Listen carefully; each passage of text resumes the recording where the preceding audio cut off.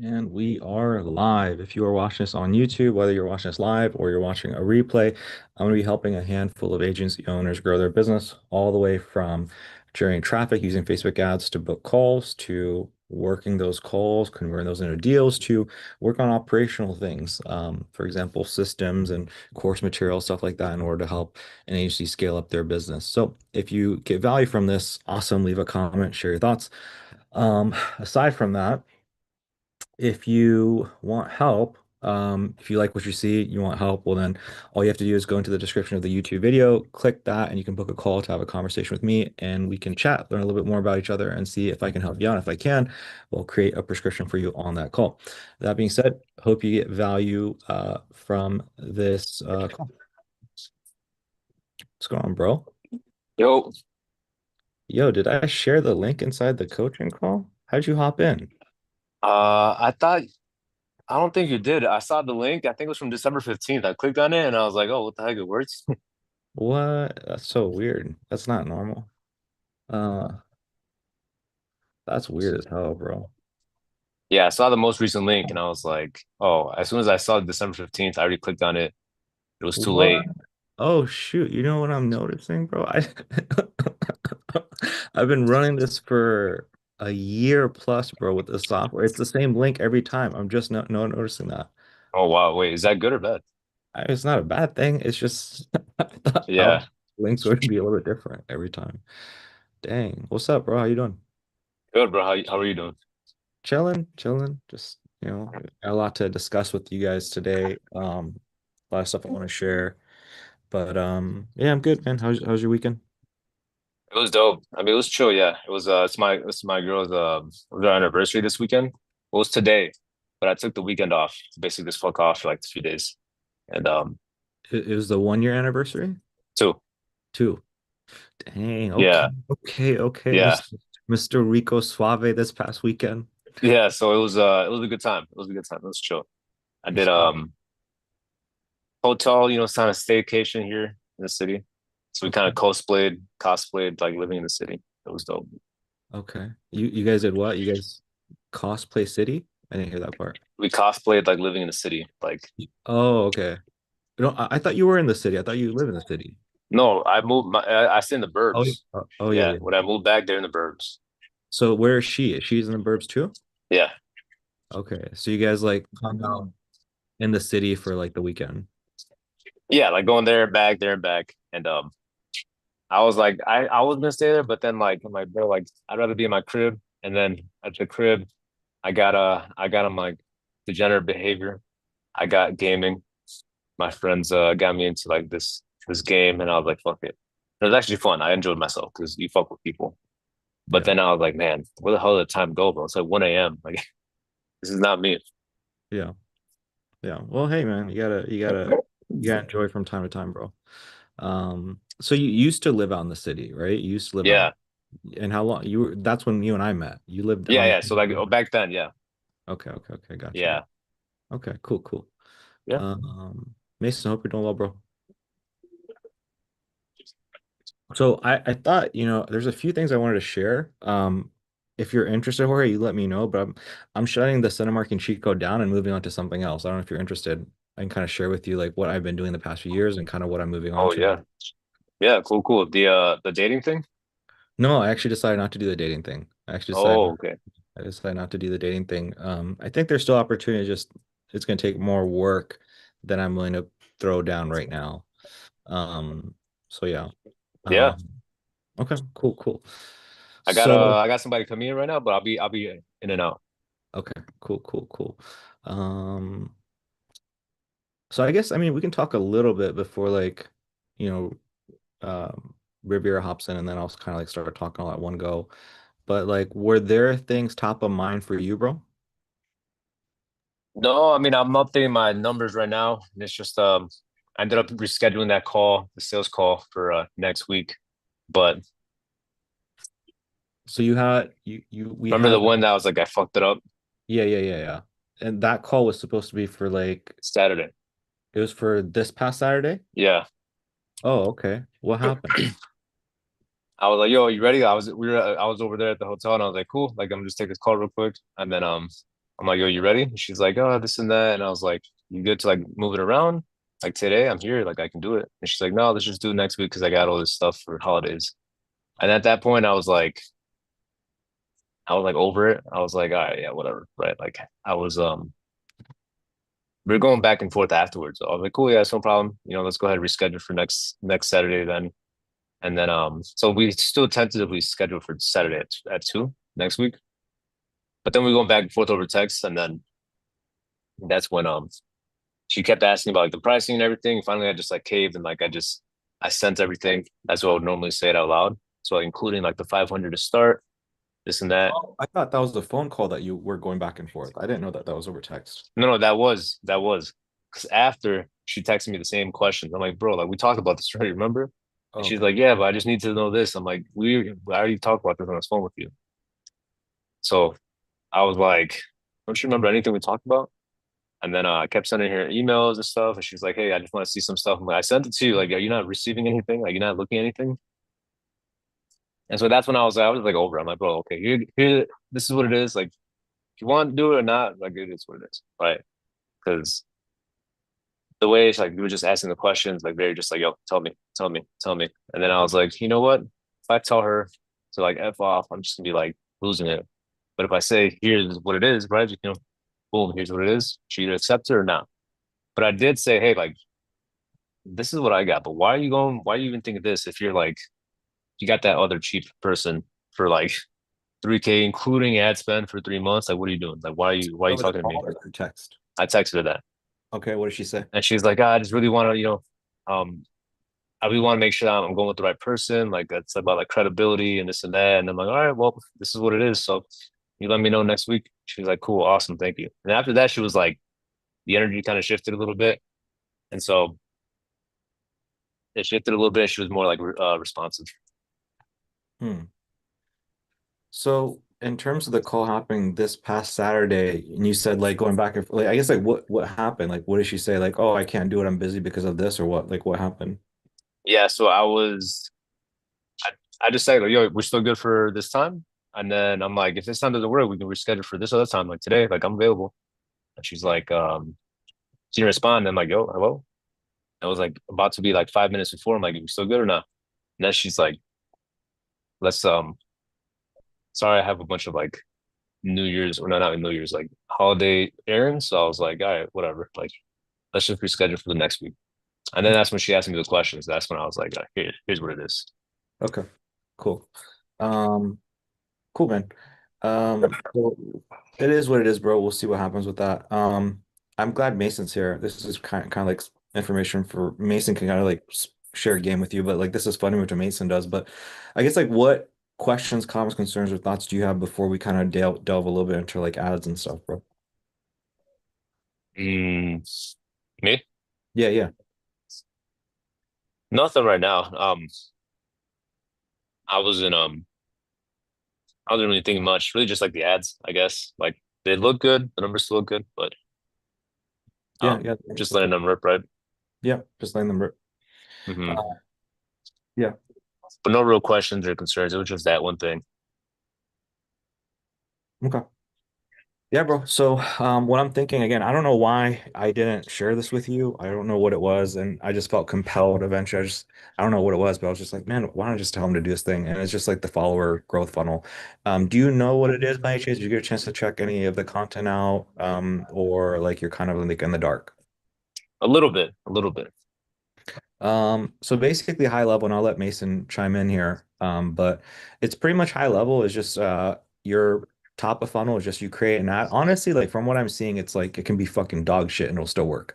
But you want to start off with the framework of, hey, if you are niche and you're on Hell Island, which is what they're currently going through, and you want to get to Heaven Island, there's a way to do that. I figured out how to do that. And then you can go into it. It's not by this, it's not by that, it's not by this. It's actually by this. And if you want to learn a little bit more about that, just click below, give me a follow, and go through my content. I'll show you that method. Now, there are other versions of this ad, but like, your niche is not saturated enough to the point where like I would be like, oh yeah, we gotta run a different play. But that's like fundamentally like the most basic version. Obviously like a lot of hundreds of personal trainers have been taught that, and that's why like that method probably doesn't work as well. And Mason kind of maybe he'll talk about that. But like for you, I don't really know any other Brazilian Jiu-Jitsu business owner, agency owner that's like running that. But basically you do that, they follow you. I don't know what you can get Mason's numbers. It's like really cheap to get a follower. I don't know what it is, like $1 per click and like $5 max per follower, like $2, $3 or some shit. I don't know. I'll let Mason talk on that. And then after that, bro, you're just DMing them. You know how like how many people have you DM'd and then gotten to book a call and actually had a conversation with? Did they hop on calls with you or did you like book Yeah. calls with them? Never? Okay, perfect. That's literally all it is, bro. So we just get those people to follow you. We just DM all those people and just Mhm. book calls that way. That's it. That's Yeah, I literally it. was surprised how like easy it was. Like That's when on. after they engaged with me, after they followed and like liked, Yeah. then I DM them. And then from Exactly. there it was this like conversation, like, yo, what's good? Conversation with them, appointment setting. And then we booked the call. And I treated it just like normal discovery call. How But many? before I was doing like regular, just like cold outreach, right? DMing, and it That's would work different. every now and then. That's different. That's different. Yeah. Yeah, that's very different than getting people to follow you inbound. The dynamic is different, the energy is different. Obviously, Facebook Yeah. algorithm is finding certain people. But out of those people, how many did you book? And then how many of those people, oh, it sounds like 100% conversion in terms of conversation. How many of those conversations did you book? Let me see here. Give me a moment. I would say like 3 out of 5. So you booked five and then three showed. Oh no, I would say like of the 5 people that followed me, I would say like 3 of them, the ones that I actually Oh, DM'd and called. I yeah. mean, DM'd and set up Yeah. the call. Yeah. Just so you Okay. know, though, I might just hop off here randomly, just if somebody comes in. Oh, that's cool. But yeah, bro, I actually feel like we're gonna get more. I feel like that's gonna work actually better than what we're doing right now. A lot better than the call funnel. I think it's gonna be way cheaper, way better. Especially after this feedback. Like I knew that you had some people you were having conversation. I didn't know the conversion rate. I didn't know it was 100%. So just that, and you tell me how simple it was, like that leads me more into the direction of like, yeah, let's go all in on that most likely. But that's pretty much it. I mean, I I'll can talk try more it. about it, or if you want to ask me questions, but I figure I'd let Mason talk a little bit about his experience because he's the one he's doing this and they're doing tens of thousands of dollars literally doing that exact strategy. But like, do you have a question for me, or I can kind of like turn it over to Mason, just kind of maybe he can share some wisdom with you. Um, no, I would say just let Mason rip, and then from there I'll ask. Yeah. But it seems like, I mean, I understand it because like I've experienced it already, Oh, okay, so I perfect. know if it's more just like actually just like structured funnel, I would imagine it'd be better, Exactly. especially with my content. Yeah. And your content is already good and we put a lot of time and energy into it. Like, why the fuck not? And if we can get it dialed in, bro, we might start fucking with YouTube too, right? That might be your main thing. It might Mhm. not be this call funnel and shit. It might just be one day a week creating content, one YouTube video, some short form content, and like going into that direction. That might be what we end up ultimately pivoting to. But anyways, I'll leave it here. And so the main thing is if you want to write something down or like homework, the main thing is just like writing a few ads, getting those over to me, and then I'll just give you some feedback, and then this way you can Mhm. all in one go. Okay. Right? Ads for follower funnel. Yeah, and I'd love to get them if possible, bro. I'd love to like get them launched like this week. Honestly, dog shit ads work, bro. Dog shit fucking ads work. Yeah, I mean, I got the same like the same style like that I made. Yeah, you can literally take that exact ad if you can just recreate the very ending of it. Hey, give me a follow, like that would work. Okay. Um, so, anyways, Mason, do you want to share some game with Jorge? Basically, in terms of client acquisition, we've been doing this call funnel and it's just like hit or miss. Some weeks work, some weeks don't work. With Riviera and everybody else, the call funnel is working just fine. But for Jorge, I'm thinking we're going to try to do the Instagram growth funnel, follower ads and the typical shit. Um, this has nothing to do with service. His service delivery is fine. It's just client acquisition. We're running into issues. Like he's the only one where cost per book call seems to be all over the place. But I don't know, like just you want to just rant anything that your thoughts are, Mason, that you want to share with them that might help him out?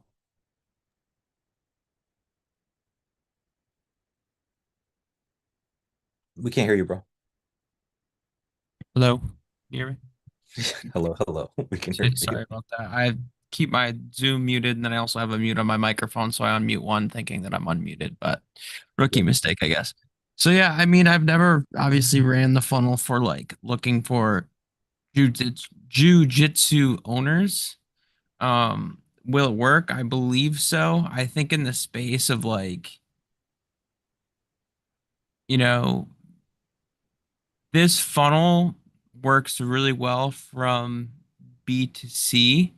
I think B to B for me in my niche, it was just a little bit more difficult just because I think a lot of people thought that what would work in B to C would work for B to B, but it just didn't translate over for me just because my market is a lot more saturated than I think jujitsu is. So I think that you'll have more success than I did if you run this. With that being said, if you already have content on your page, that's really going to be able to help you out. I would say the number one thing that I would have for you on your page is making sure that they can see testimonials on the page. I think that's going to be super duper important. And then remember that the people that are following you in the, rarity that they're seeing your page, what I would do is create like 3 to 4 super simple, easy Instagram story posts of testimonials, whether it's just a pictured screenshot or whether it's like a quick, 30-second clip of you interviewing someone or something like that. Have that on your story 24/7. It could be the same thing every day. It could be alternating days as long as it's something along the lines of that that's really going to help you out. And then I would say, I mean, I would imagine that you're running the funnel because you're strapped for time and you don't have time necessarily to send DMs out. But I think that even if you send DMs out for a week, I think that can actually help you in terms of Instagram helping you figure out exactly who you're targeting. Just because I don't necessarily think that there's like billions and billions of like jujitsu owners, but I think it will help train Instagram in terms of like who you're actually trying to show the follower ads to just by like simply trying to engage messages with those people. I think that's going to be able to help you out. And then what I would do as well is like you don't necessarily have to run like there's definitely like a standard format in terms of like, you know, the follower ad that works. It's kind of like if you are this struggling with this, I help people do X. You know what I'm saying? I think you could launch a lot of different angles and test those out. But for you, I would imagine that your cost per follower is going to be between like $5 to $10. Now, not every single one of those are going to be jujitsu school owners, and that's just normal. So don't expect for you to spend $20 and get every single jujitsu owner. It just simply doesn't work that way. It's more of like a volume game, but if you're good at sending message out and booking the calls there, then I think that you should be fine. But I would just make sure that you have one testimonials, two, launch different ads. And then once you kind of figure out the ad that works for you, spend like $1. Like, I mean, it depends on how much you're spending, but like imagine, the people that currently follow that page, Map Masters, because I know that's the one that you use, Jorge, are a lot of those people like homies or those like jujitsu owners or like where are a majority of those people inside of that? It's it's mainly like it's mainly I say it's like 80% just homies or random people. Okay. So when you do your retargeting, make sure that you set the filter to people that you've had messages with, and then just send out a fuckload of to train the algorithm. What I would do is I would have like a PDF or something that would be very easy for people to respond to. And then when people respond to those messages, automatically they're going to be hit with your retargeting. So instead of like retargeting current followers with inside of your profile, do it to people that you send messages with for the past like 30 days. And then even though the CPM might be high, it's just going to hit the same people over and over and over and over and over again.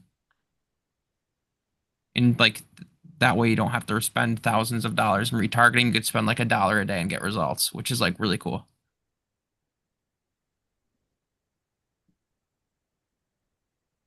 I think he jumped out. I don't Yeah. know. Yeah, he's probably. I think he said Yeah, he I had. think he had to do something probably. It's all good. Thank you for sharing that. You can come back and just listen to this part. But yeah, you good, man? You look a little bit like life beat you up or something. You good? No, bro, I mean, dude, my fucking arms have been killing me. I got my brace on and shit. What the So fuck? Oh, is that from what we were talking about? The yeah. So I have that, and my left hand's acting up as well. So it's kind of like I just don't have enough cast to keep up with how much you limbs I s- have at this point. yeah. You But beat no, your yeah, name I'm fine, for bro. real? I was just taking a nap, so I like woke up, so my hair's like fucked up. Yeah. Okay. No, I'm just making sure you're Hey, good. sorry about that. I was just doing my duties here. You're good, bro. Kind of like a party host, so I have to make sure the vibes are going. You're good, man. Just go But I back was to. listening to like most of it. Um, but I understand like the gist of it. It's pretty simple, I think. I think the hardest part is I personally just like managing setters and sellers and stuff. Like I think it's just more like He's being not even gonna need them. He's not yeah, gonna need them. he's not You're gonna need it. not. I mean, and like you could even spend. I mean, from in your niche, bro, like you could spend $100 a day. You're not gonna need a setter. Like you're gonna be fine. Yeah. What do you think his if you had to guess, Mason, what do you think his cost for book call is Five gonna to be? cost for book call. Cost per lead is gonna be you said about Yeah, well, like $5 to $10, but like I think it might take off the bat. It might take Instagram time to figure out exactly who he's looking for, but I could see booked calls for like 100 to $200. 100, $200? Yeah, in that range probably. Okay. So, I mean, what are your thoughts, Jorge? I'm down. I'm down to try it. I'm excited. I can if I need to film more content, I will. Like different stages because I know like the past content was like older stuff that I was just kind of throwing out there. Yeah. I'm gonna be filming content anyways, just for here for the school for downtown. Like I'm doing it anyway, so I might as well just like knock it out at the same time. Yeah, Yeah. make sure when you film the ad, you're like wearing your gi or something.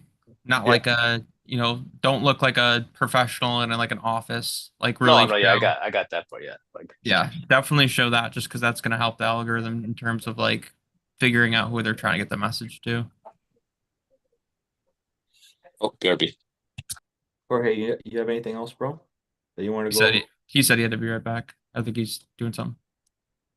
I think he's good. So I'm gonna just keep it moving, but thank you for sharing that game, Mason. Hmm. So, guys, I got some shit I wanted to just kind of share. I don't know. I think it's valuable. I think it's very like high level and a lot of people don't quite understand stuff like this, but it's like and Eslan, you there, bro? I think Eslan, you're gonna eat it up. Um, because it's about like picking niches and industries and stuff like that. And so, this is a conversation I've had with like Mason the past few weeks and how I'm like deciphering, thinking through things and stuff I've dealt with for the center marketing cheat code for like again, I've been here for like 7 years. And so, the first like 2, 3 years were fantastic, and then the rest of the years have just been okay. Um, so yeah, I am shutting down the center marketing cheat code. So I think I told Jeremy about this a little while ago. Kind of hinting at this for a while. But mostly we're shutting it down and I'm pivoting, moving on. I'm going to share why. Um, so I figured I could do that. I made some notes here for Riviera, Jorge, Estalon. Um, I don't know. I thought maybe I could make some notes about this stuff too. But basically, um, I'm shutting down the center marketing cheat code and building the next thing. I've been looking to build the next thing. Because I actually saw what the bottleneck was regarding the center marking cheat code years ago. Like this dawned upon me in 2022. Mason will remember, as my memory might be a little bit fuzzy, but I've been bitching about the center marking cheat code for years now. So Mason has heard it all. Um, and so, I slowed. And so for me, it's like, just so you guys know, it's like I 2019, 20 were probably the best years. And the reason they were the best years, by the way, is I was spending $100 to make a $500 sale. Then I was spending $300 to make a $1,200 sale. Every day I would just give Facebook $300 to $600 in ad spend, and they would just pump out 1 to 2 sales. And I did nothing else. There's no coaching, there's no sales team, there's nothing. And that just doesn't exist anymore. It was just because the cost per acquisition was so cheap. And so I basically was fortunate enough to do that, fortunate enough to get enough people in ClickFunnels, Go High Level, Hyros, all these different affiliate programs that pay out. Um, and I've always just known since 2022, like, hey, I don't like this is handicapping me. Like, there's so much to this shit that's just like wrong, the summer marketing cheat code. And so I just kind of like put my money in to investments and stuff like that. I was like, okay, whenever I have the headspace and I'm not worried about money, I'm going to go and build the next thing. But I'm just going to keep it running until, 2025. So some of you guys probably have noticed this, like back in the day, Mason, maybe River, I don't know if you joined back then, but like we were getting, about, two members, 2 to 3 members a month. Every so month I was bringing about 2 to 3 members, doing enough sales calls, doing enough reps in order to do that, keep the business afloat, make enough money, all that stuff. But around mid 2025, I really slowed things down. And then I've actually had my ads off for the past, for the last 3 months. And this is the first time I've ever done that in like 7 years. So again, I've been kind of telling people since day one, like, for like 1 or 2 years, like, hey, we're gonna eventually like shut this thing down. So the question is like, why? And this is like really high level. Hopefully you guys can follow along. This doesn't really pertain to you guys, but like hopefully you guys find it interesting. I think it's interesting. Um, but for the past 7 years, so who here knows what a B2B offer is? Who here knows what a B2C offer is? Who here knows what a business op offer is? So what is a biz op offer?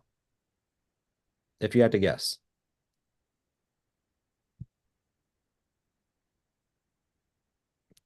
Anybody want to take a guess? A gander? Like a system, like selling a system or Not quite. Good guess.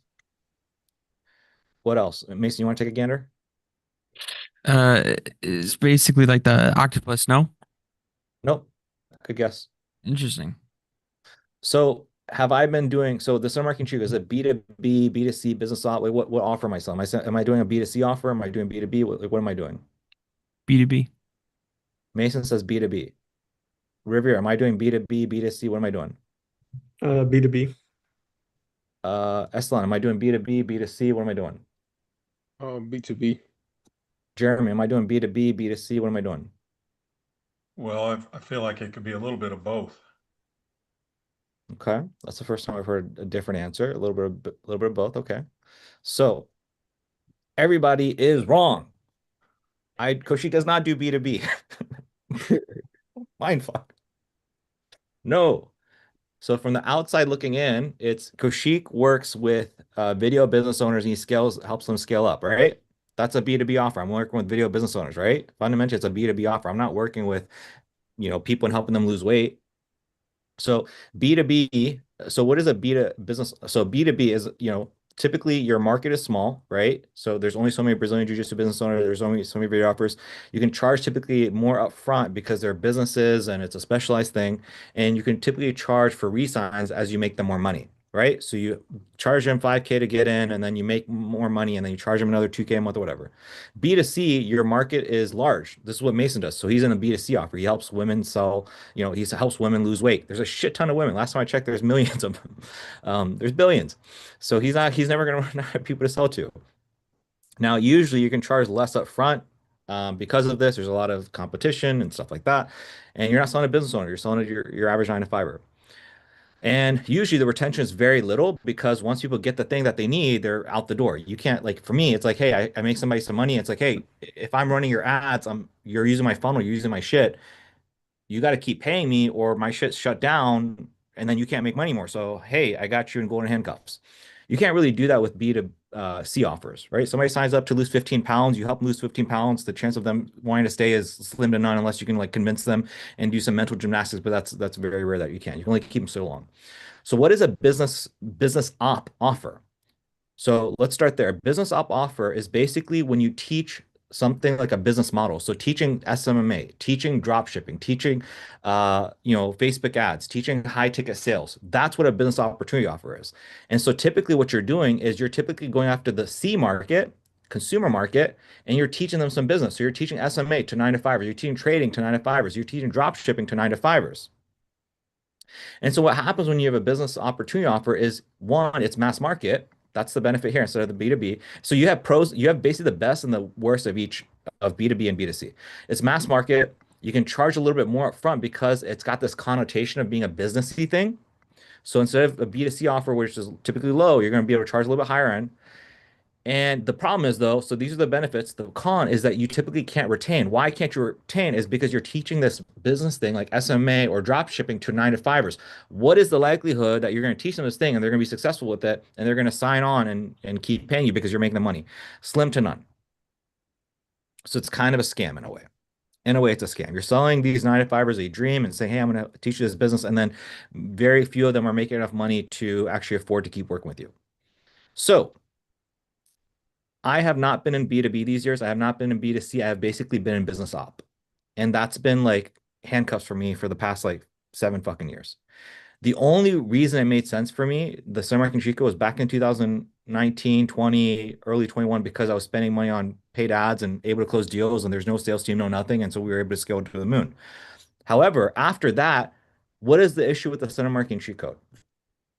The issue with the center marketing cheat code, and I was kind of explaining this to Mason's heard it a bajillion times, but probably not from this angle, but I've kind of explained to Aman as I was talking is I actually haven't been in B2B all this time. From the outside looking in, it seems that way. Koshik helps video business owner scale. Not really. It's basically a business opportunity if you think about it. I'm taking videographers who know absolutely nothing about SMA. I'm getting them to build an SMA. That's the same thing as me basically teaching SMA to 9 to 5ers or teaching drop shipping to 9 to 5ers. I can charge a little bit more on the front end because it gives that B2B perceived notion. But re-signs are very challenging. Why? Because within 3 months, I have to make people enough money and get them enough wins that they want to re-sign. So if I'm a coach and I help personal trainers grow, yeah, if I'm really fucking good at my job, these are personal trainers. They're already good at whatever they're doing. They're professionals. I just have to help them get more leads, more sales, and then assuming I'm a really good coach, they're going to continue to pay me month after month after month. But for me, and here in the Center American Chico, and all you guys, as you guys hear this, it's probably like I get that, Koshik, but everybody that's here is more advanced. Mason's been doing this since 2022. Jeremy's had this crazy background in business for the last bajillion years, and so he learned this stuff a little bit simply. He's got a digital marketing background. Riviera, the truth is that you weren't here for a year. You started back in 2020. You kind of played around with it and went use the course and kind of learned a little bit on your own.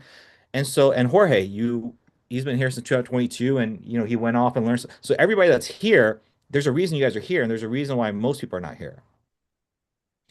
And so for me, the big challenge has just been for years. It's like I feel like I've been handicapped over years.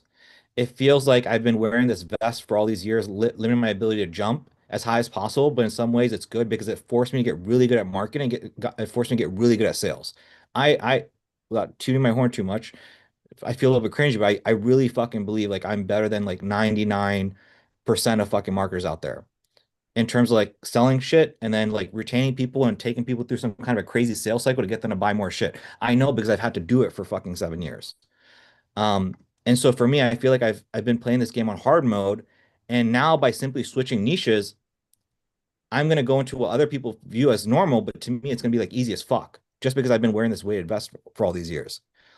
So, what is the thing that we're doing? Well, the thing that I have the most faith in is Riviera's photo stuff. I'm literally pivoting all the way from videography to photography.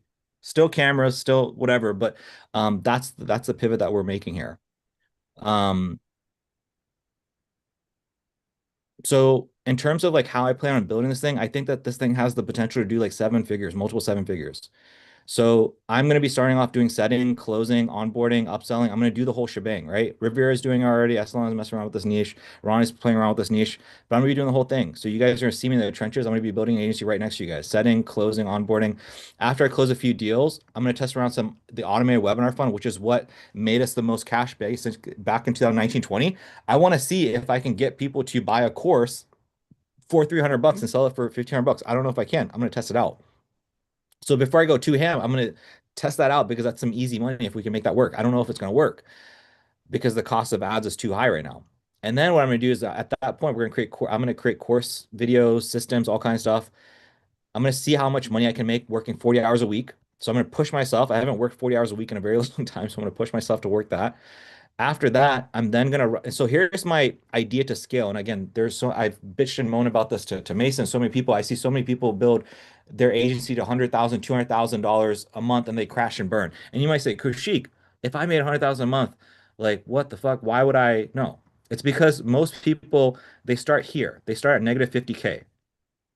A business that does about 100,000 starts at negative 50K every so month. A lot of people don't know that. Why are you at negative 50K? It's because of ads, it's because of the cost of your sales team, it's the cost of your coaching team, it's because of all these costs. You have basically $50,000 in hard costs. And after you make 50,000, then whatever you see here is net positive, and sometimes you make about 20K. Most people I've seen that do 100K are basically taking home 30K before taxes. And that's not even every month. So that's an issue. A typical, again, call funnel. You have a call funnel, you have setters, you have closers, you have a coach, all these things, right? All these businesses that do about 100, 200,000 per month, they all are starting at like negative 50 a month. And so I thought to myself, and like, okay, how do I build this different? So my plan of action is to run ads to find operators to split profits with. So I need to set, close, onboard, build systems, course material, all this stuff. Why? Because then I can run ads and I can say, hey, if you are an agency owner, you've got some previous experience, I've got a proven funnel, proven niche, proven everything. All I need you to do is operate it for me. And so let's just say theoretically I have 5 people and they're each, running their own ads. So they're spending their own money on ads. They're doing their setting, they're doing their closing, they're doing their coaching. Each person might be able to make, I don't know, $20,000 a month, 30,000 maybe if they're a beast. And so we can have 30, 60, 90, 120. We can have a $120,000, $150,000 business that does that every so month. And I'm not stressed out because I don't have these fixed costs. They are their own costs. And then the idea is to hop on coaching calls, like I hop on coaching calls with you guys, hop on a coaching call with each of these people that all do their own setting, that do their own closing, that do their own shit, and then just give them advice. They have access to my systems. They cover their own ad spend. They set, they close, they onboard, they upsell. That's the theory. That's the theory as of right now. All right. I feel like I just went like super fast over this, so I don't know if anybody got any value from this or found this exciting. I'm excited about it, but questions, comments, concerns, thoughts before I move on. Echelon, I don't know if you like these are the kinds of things I think through. And so this is not like very obvious. When you ask me that question of like, dentists and this and that, bro, there's a bajillion things, bro. There's so many things to think through. And to you, this might, I don't know if this you get it. I don't know if this hits you like a truck, but these are, yeah, there's just a lot to be thinking about when you think about a particular niche. There's a lot that goes into it. Anyways, I'll stop rambling. Questions, comments, concerns, thoughts. Anybody want to rant about this? I have a question. So is it sort of like a like people are working underneath you, so it branches out. So let's say you have the system, the initial system, the niche, the education, the courses, and all of that. You put them basically you put them on game with in terms of giving them everything that they need, and then they will branch out and kind of you'll get a percentage of what they make, or is it like a monthly thing? So Yeah, potentially you have 20 people working under you, and because they're using your system and all of that stuff, you're getting everything, you're getting some kickback from what they're doing without you having to do it, without you having to run the ads, without you having to do the sales and all of that. exactly. So right now, it's similar to like what I'm doing with some of the guys like Jorge and Revere right now, where we split profits in some ways. Like I'm not on the sales, I'm not doing the discovery, I'm not doing the onboarding. I am helping the guys out. But like the biggest problem I see with traditional businesses in this space is again, there's a hard cost of like 50K every so month. Until you make that 50K, you're losing money every month because you have to pay for the setters, you have to pay for your closers, you have to pay like certain things. And that's extremely fucking stressful. Extremely stressful. A lot of people don't know it. The sweet spot is when you're running, everybody here is in the sweet spot. And the sweet spot is you work for yourself, you got maybe 1 or 2 people you contract out, you make 30, 40,000 a month. That's like the sweet spot. But once you try to get to 100,000, that shit's a fucking nightmare. Most people don't realize why, because you have hard costs. So in this particular case, I don't have any hard costs. I have nothing to pay out unless they make money. And so yeah, it's like I would create the course material. I'm gonna create all the systems. So it's like if I look at Riviera, for example, and I'm like messaging him, like he's probably tired of me messaging every single day. I'm like messaging him, like, bro, let's tweak this, let's tweak this, let's tweak this, let's tweak this. And I was like, fuck it, I'm just gonna build it. I'm just gonna fucking build it. I'm just gonna build the fucking thing from the ground up. And then if I build the thing from ground up, it's like, okay, Eslan, you wanna fuck with us? Okay, cool, man. I'll tell you what, you want to spend 30, $50 a day. What do you want to spend? It's up to you. And so then You cover the ad spend, but I run the ads. It's my face. It's everything is, my VSL, my everything. And then you hop on the setting calls, you hop on the closing calls. If you close them, you onboard them. But you don't need to create any course material. You don't need to create any system. You just use my shit because I already built it out. And again, in terms of like system and stuff, bro, you're gonna learn a lot about that next. As soon as you start closing stuff, you're gonna see all the crazy shit me and Riviera are doing. Like, yeah, like creating, yeah. Anyways, I'll stop there. But that I think does that answer your question? It is what you thought basically. And so then so yeah, basically somebody will come in, they'll close the deal, and then we'll split the profit. I'll say, hey, look, for you to use my system, use my thing, here's a percentage of the profits I need every so month. Got it. And so it saves somebody. So somebody doesn't have to create. It's kind of like another way to think about it's like franchising. A lot of people don't fucking know how to build a Subway from the ground up. Like no matter what, they're not going to build there's a certain ingredient, certain everything, color scheme. It's like I'm going to figure that shit out and then I'm going to franchise it out to other people. We had somebody actually, Drew did that. If you guys all, for those guys that remember Drew, he built his agency like 70,000 per month. He already built all the system. He has some girl that came in and he's just like, hey, you can use all my shit and I just want a certain percentage every single month. So yeah. Other thoughts, questions, comments, concerns, and the reason that this works so well is so one thing is the business model, but the other issue is like right now it's like it's it's moderate to close a deal with a videographer. Um, I mean, actually, it's hard to get results. It's relatively expensive to get a videographer in through the door. I mean, it's not the most expensive. It's like decent, but then in terms of like getting them results, it's so fucking hard. If I were to just teach videography, like yeah, it would be a walk in the park. But I'm teaching these people how to build agency. It's like you might as well teach an SMMA to like a 9 to 5. It's the same shit that I'm doing. I'm teaching a brand new language to somebody. Um, and so now what I was explaining to like Mason is like it's really cheap to close photographers. It's really cheap to get them results. To me it's just like a walk in the park. We just have to figure out the album thing. Once the album thing is figured out, man, it's lights out. Um, so anyways, I'm rambling, but I'm excited about this. Questions, comments, concerns, thoughts before we move on. And we got to get into like the core of the coaching.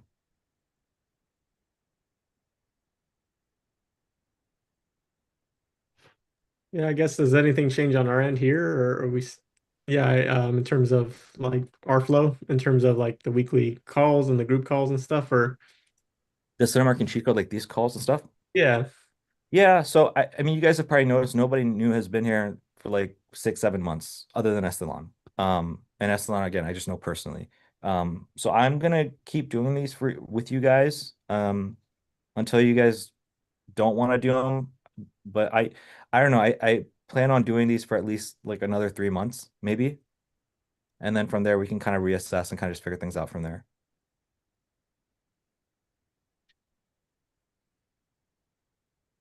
But yeah, good question, bro. What else? Anything else? Okay. All right. Let's get started.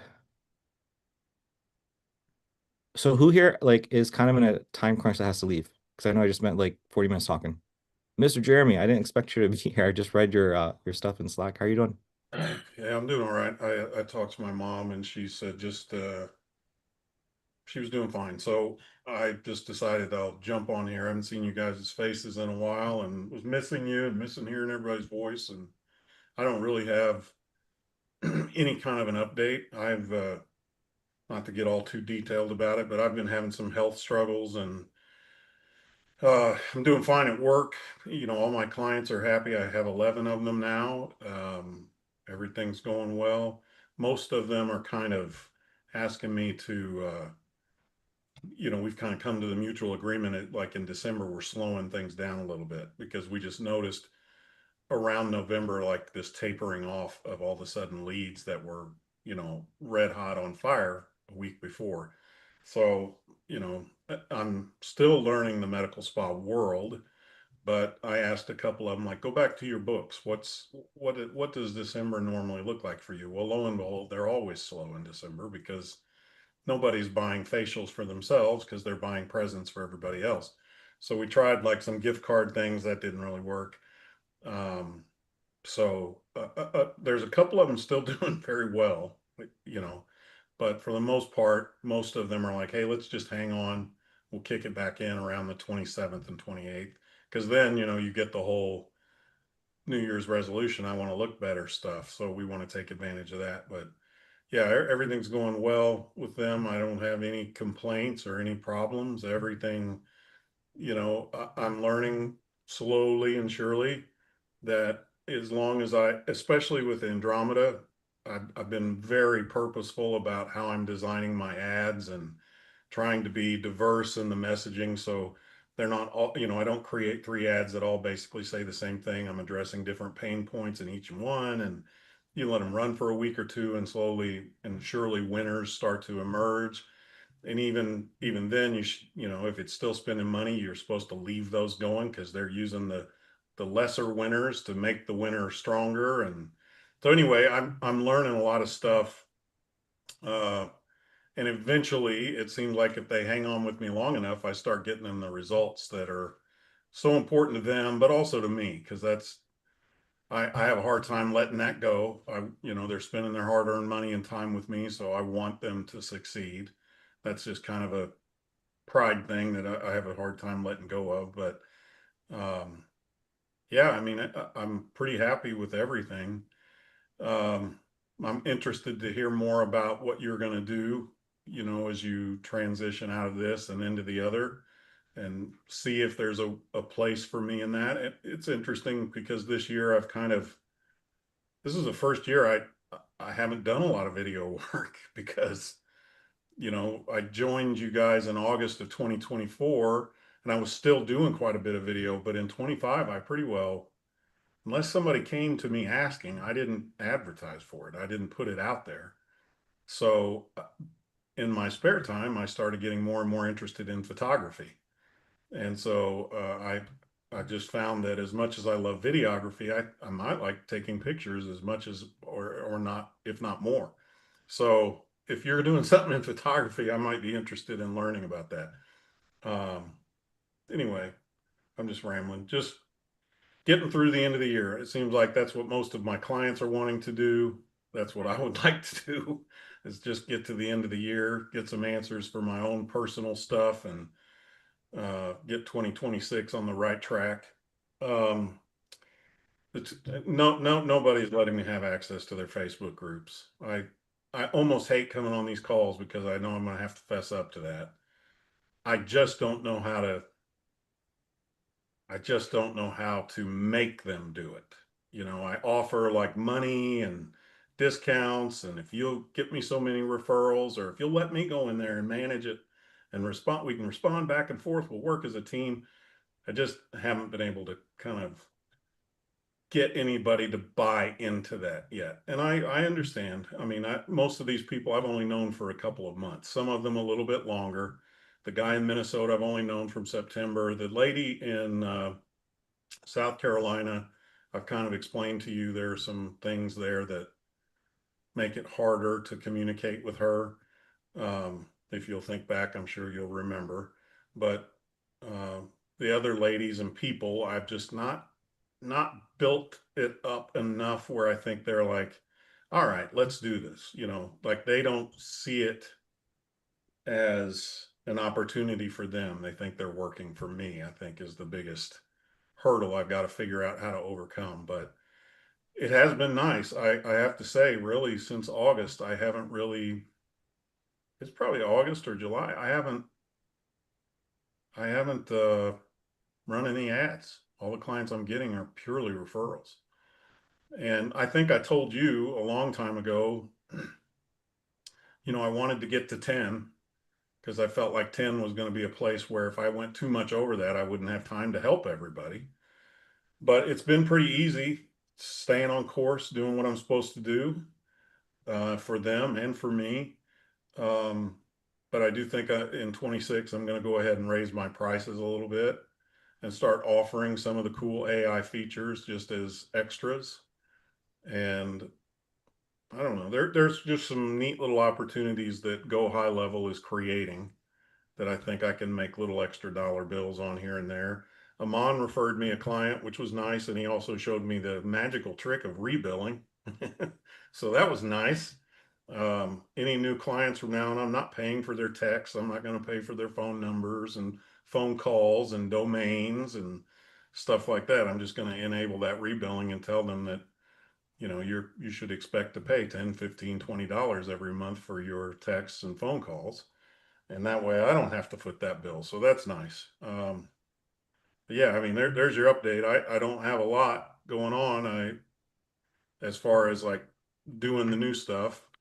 If I can't crack that code, I do think 2026, I want to at least give it a good old college effort of seeing if I can get to 20 or 30,000 a month.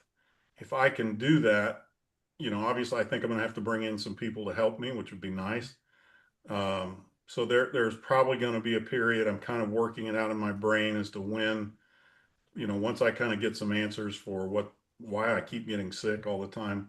I feel like once I get the answer on that, I want to try to push the gas pedal down a little further and see what I can do to maybe get in a place where, not where I replace you, but I can start doing things like that, like coaching other people to how to do it and see if maybe I can take some pressure off of myself, which is what I feel when I do this for people is I immediately want them to start making sales and making money and all that. And so anyway, I'm rambling, but now you're up to date. Yeah. Um, you don't sound I can tell you sound a little bit sick, Jeremy. You don't sound li- I'm just, my voice isn't as strong as it usually is. And I am just very tired. I don't understand. It's a hard thing to explain because no, I've been to my doctor, I've been to two other specialists, and nobody can answer. They just think I have some sort of autoimmune thing going on. But right now, what it's leading to is about every other month I get sick, and this happened to me when I was a little kid. I think I was in the seventh grade. But back then, it only lasted like a month or two. But literally, almost every Saturday, I would get sick. And it would last 2 or 3 days. And then it would go away. I'd be fine. Saturday roll around and I'd get sick again. And it just went away. But this has now been going on. First time it happened was in 2023. It happened a couple times then. 2024, it only happened a handful of times. But 2025, it started kind of ramping up. Like I got sick in October. I was fine in November. Then I got sick just a couple weeks ago. And it's the same thing every single time. I know we're on live stream, so I don't want to go into all the gory details, but it happens the exact same way every single time.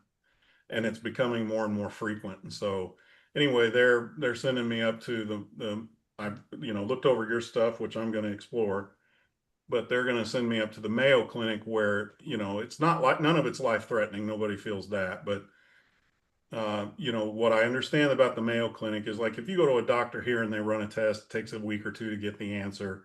Then they decide they're going to do another test and it takes you a month to get back to the doctor. And so something can take 3 or 4 months just to run one or two tests. Well, at the Mayo Clinic, you literally go in and they run a test, it'll give them an answer within a couple hours. And then they send you to the specialist that the answer and so within a week you can do what would take 6, 7, 8 months of time here. So I've been going back and forth to doctors about this since 2023, and it's just it is mentally fatiguing, because you just can't quite. You pull yourself up out of the ditch and you're like, oh, I'm doing fine. You just go right back in the ditch. And so you just get tired. I get tired. Just it just wears you out. So, yeah. and then like I mentioned, you guys, my dad got the flu, and there was a couple days there where they were like, "Look, you need to pray," and so when doctors are saying that kind of stuff, it's kind of scary. But he's doing okay now. He's home, but I'm 6 feet tall. My dad's 6'5". My mom's 5'5". I went right in the middle. But my mom can't. She's 75 years old. He's 70. She can't pick him up out of a chair and things like that. So, uh, Yeah, I was going to go over there and help, but she said they're all settled in, and so I thought I need to see the guys, so I jumped in. But yeah, I'm just taking a couple weeks here, and I may take, if let's say they get me in the Mayo in January, you may not see a lot of me, but as soon as I get an answer back, whenever I'll jump back in and be more consistent. And of Yeah, course, just I'm keep always here to help everybody if they have questions or if they're trying to do something like me. I'm always yeah, happy to help. just keep us posted. Let us know. I don't, I, you know, get it checked out and keep me posted. If they can't give you an answer, which my fingers are crossed they can't. So it's like kind of bittersweet. It's like if they can't give you an answer, kind of a bad thing because that means something's wrong with you.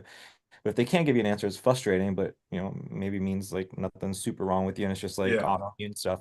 And if it is, please let me know. I'm gonna give you a little bit of a nudge when it comes to that stuff because I feel very confident in that stuff. If you took an injection of Motzi for like a week, I can almost guarantee the stuff will go away. But again, cross that bridge Yeah, when I've got I took some notes and I thought, okay, I've come this far. Let me see what this Mayo Clinic says.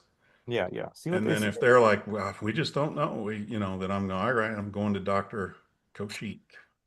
So, and I may start some of that stuff sooner too. Yeah, But there's a part of me that's like, I don't want to do anything. I just want them, to see me as I am, like, yeah, and find exactly. like if there's some deficiency, but it's weird. My blood pressure has been shot up, and it's just like everything they do is like squeezing a balloon. It makes one thing feel better, and the other, it pops up another end. You squish that down, and this end pops out. It sounds to me like classic autoimmune stuff. Like no, I'm sorry, just what's the word I'm looking for?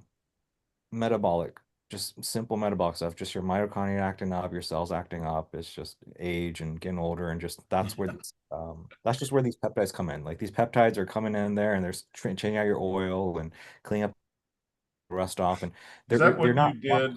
Was it this summer where you were kind of in the bed and you did some injection stuff or something? I can't remember.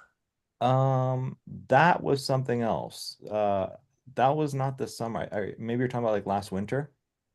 I can't remember. You would just come on the call and all you'd be wearing is a pair of boxers and you were sprawled out across your bed and trying to tempt us all. I think that was those were some infusions I was trying for a while. I did that for like a week. That was something else, a different thing. Okay, okay. Yeah. Yeah, But no, I listened to your messages and kind of read through some stuff and I just thought, man, this all sounds fantastic, but yeah, I've go spent all do this money to get where I finally have somebody saying, let's take a look at this. yeah, yeah, yeah. And so I'm gonna go with that, but I may let them hear, not necessarily hear your recordings, but say, listen, I have a friend. This is what he did. Can you tell me Oh, this? they're not gonna they're this is like the exact opposite of what the traditional medicine field. So Okay. they don't They'll be want like, don't listen. Yeah. yeah. All This right. so but that being said, in terms of like the stuff that you shared, um again, so there's something I actually so Estelon shared a course with Riviera and I watched one of the modules. There's a guy this guy named like Ben Hartley, I think. And so he was talking about referral play and he was saying he was I forget exactly what it was, but I think it's something along the lines of, hey, you work with someone, you said, hey, look, I'd really love to help out other people like you and blah blah blah. Would it be okay if I give you a discount for that? And they say, yeah, it's like, and then he just applies a discount. And his whole psychology behind that is like, hey, if the law of reciprocity. If a lot of people what they do is they say, hey, look, I tell you what, I have this, referral play. If you go out there and you refer me and you bring somebody over my way, and then I work with them, then I'll, blah, blah, blah. I'll give you a discount. And so nobody does it. First of all, it's just like they think to themselves, oh, it's work. I might bring them, I might not. I don't know if I'm gonna, how do I know that, Jeremy's actually gonna reach out to me if you close somebody? And how do I know it's from so a lot of people just don't do it.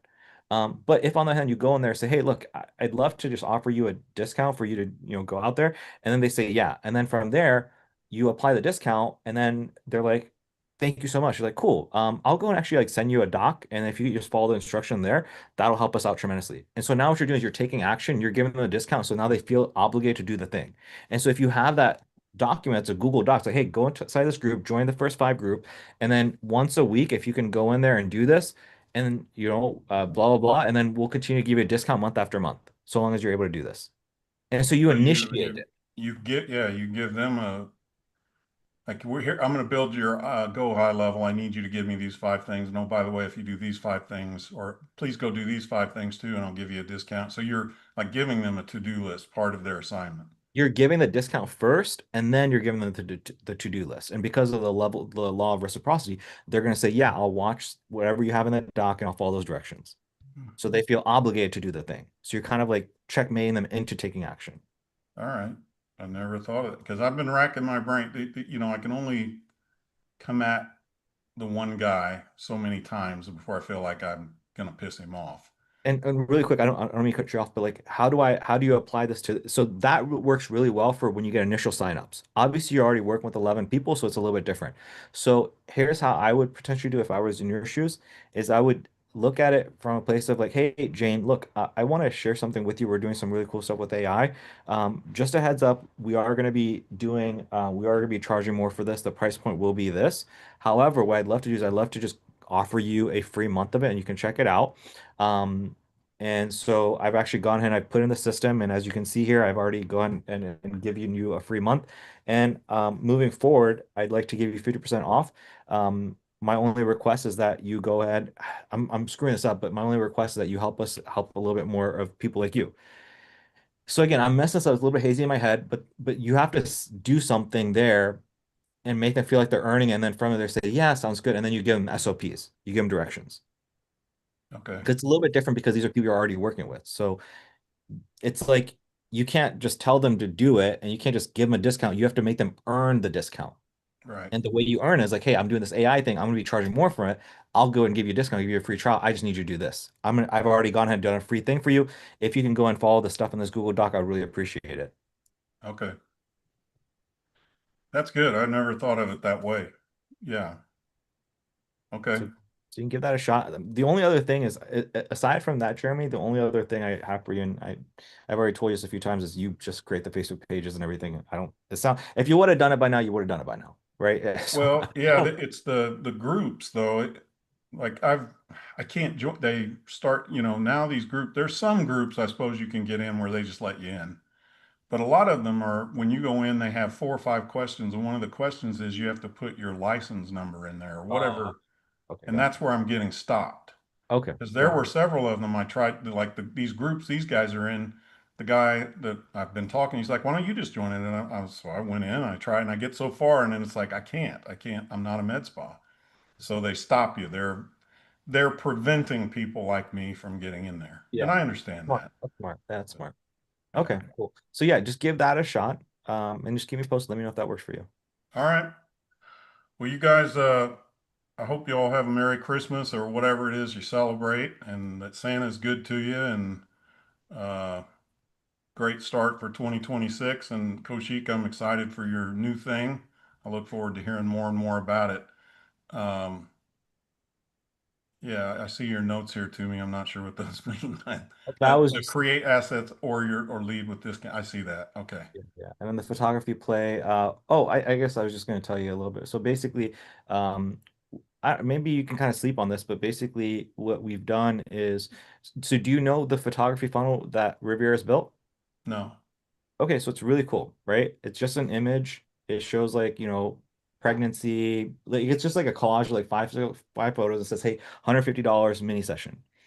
People, it's like a dollar something for a click. It's $5 per lead, $5 to $10, and one out of eight of those people you're typically going to convert over. So it's about 60 to 120 bucks that they say, yeah, I'm down to do a $150 mini session, and then they put down a $50 deposit, right? So usually they don't pay right then and there. They usually say, I gotta talk to my husband, and then they'll pay afterwards.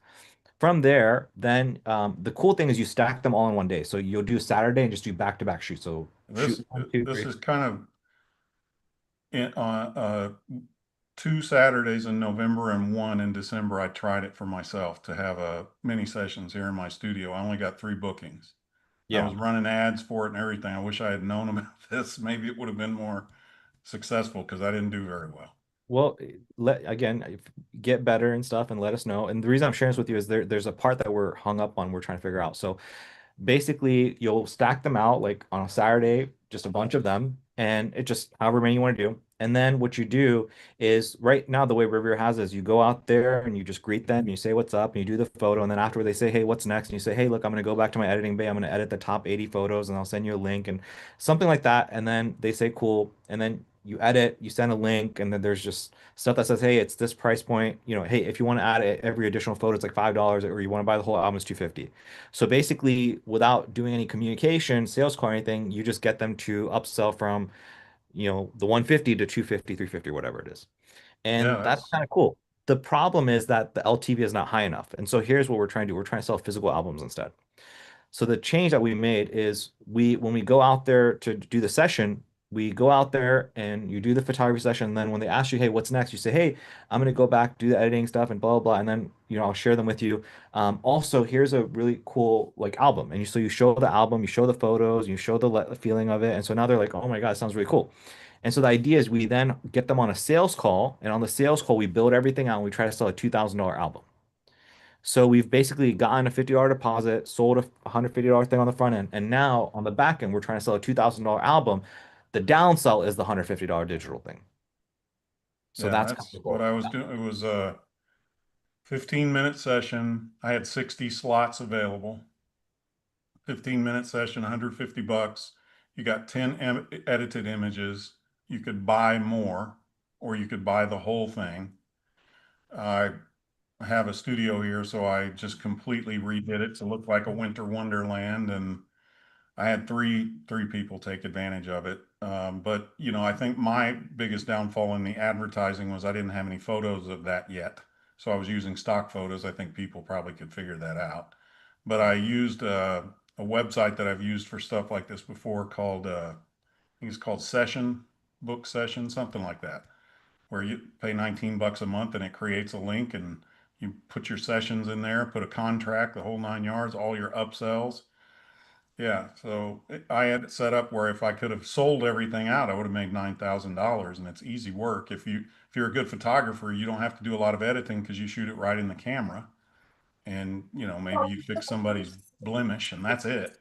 Yeah. But yeah, I didn't have a whole lot of luck. I spent about $1,000 on the ads and only booked about $500, $450 of sales. So I lost money, but I thought it was a good experience and something I'm going to try to do more of.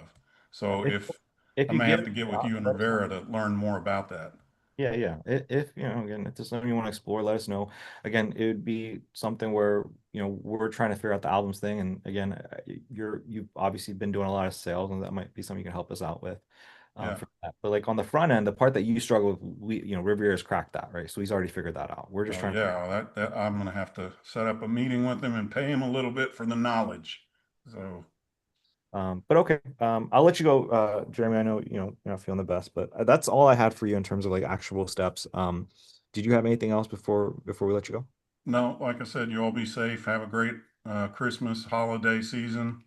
Hope you get all the cool toys. I imagine Koshik might get some coal. You never know. You never know.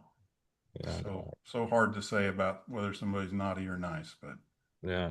I don't know. I might be on the naughty list, but you have a good one. Hope you have a great Christmas and hope you feel better soon and you get some toys that on the good list. I don't know. I this is where I'm at in the age. I have turned into my dad. I literally asked for some socks this year, some good socks. I Okay. can't believe it came out of my mouth, but that's what I asked for. So, Okay. yeah. Well, I hope you get those good socks. All right. See you guys later. See ya. Bye. Um, I don't know what you guys are talking about. I'm gonna have to check out this. I don't know. Mom's being tough. I don't know what you guys are talking about here. Um, come back to it. Okay.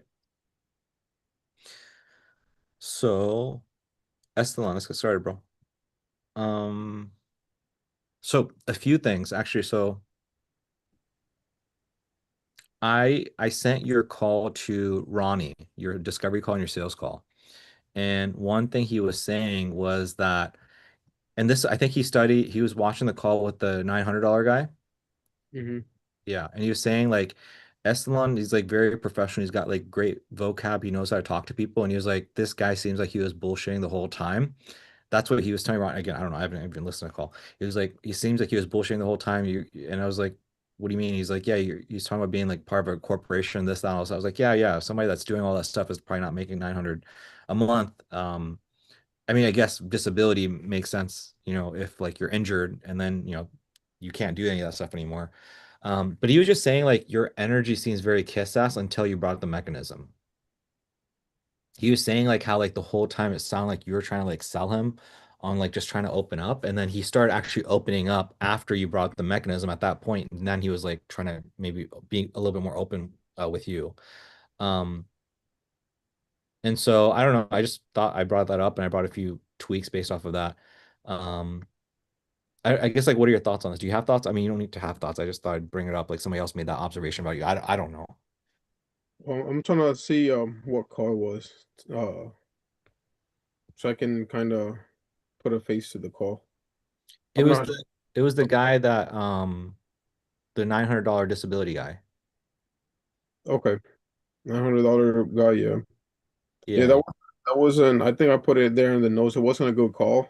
I shouldn't even have scheduled it, honestly, because I rushed him off the phone pretty much, because I had something already scheduled. Mhm. Um, yeah, so I had put that in the notes. So in terms of it was like, just want to get him to get right to the point type of thing. And You're saying the sales call wasn't a good call or the discovery call wasn't a good call? the sales call. Oh, okay, okay, okay. Gotcha. Yeah. Because it started out smooth where it was pretty straight to the point.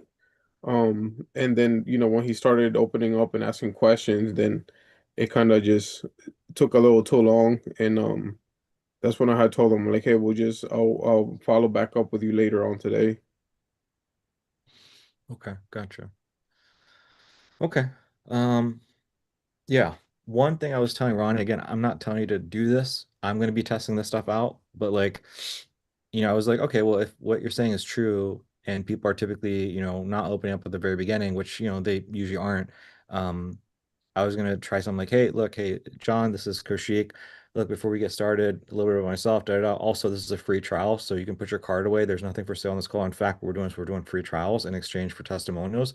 This is our own business, and what we're doing is we're launching this public. We're just trying to get some social proof, right? So we'll do a trial for you in exchange for a testimonial. There are going to be some costs associated with it, like cover the paid ads. But I'll get that here a bit. But again, there's nothing for sale.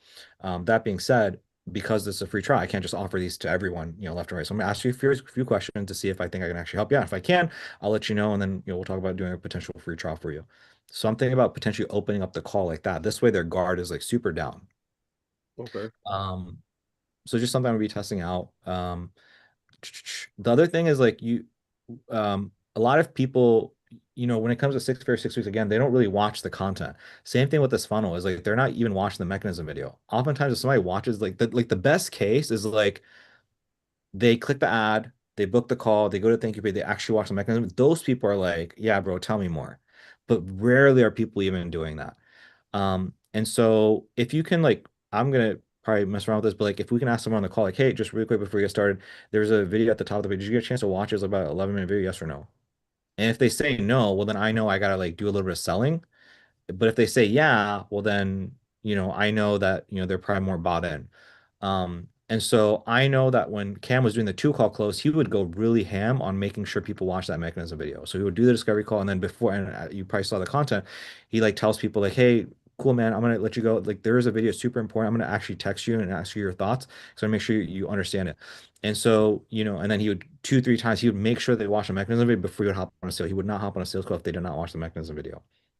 Okay. Um, and then eventually got to a place where he's just doing the one call close, and now he just doesn't give a shit because it's just like faster, less price point. So he just like talks to them. Can you afford me? Zip code, hops on, and then instead of doing the mechanism, he's just like showing everything. So it's like replace the mechanism video. Um, but yeah. I just wanted to bring those things up with you based off of just like again the observation that Ronnie made watching your discovery call. Um, Okay, in terms of your Excel, bro, you don't have to worry about the divided by zero. That's because yeah, you can't divide the number zero. Um, in terms of your Excel, um,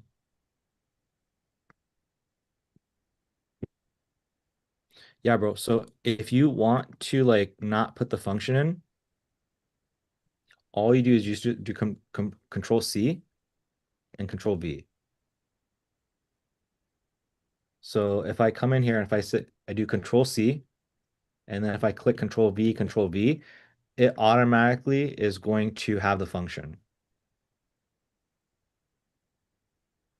And then all I need to do is I just need to tweak the numbers. This way you don't have to type in equal sum, whatever, divided by whatever. Is that making sense or are you confused? So I got that part. So essentially, so I copy and paste the function, and what I was doing is I would paste it then, for example, on the individual cells, and then I would go into the function itself and change it if it says like B, and I'll go to like D3 to D20 or something like that, and I will switch it manually. Am I supposed to do it that way? No, it should. So let's say, for example, so we don't have a function here, right? If I click Control C, if I can click Control V here, it should automatically have D selected. You see that? Yeah. Are you asking about that or are you asking about something else? Yeah, that, but for me, it's like that now because I put it that way. Because I updated these. But when I first put it, it was all blank. So these two, you see that 150 in the dollar and the 36 cents.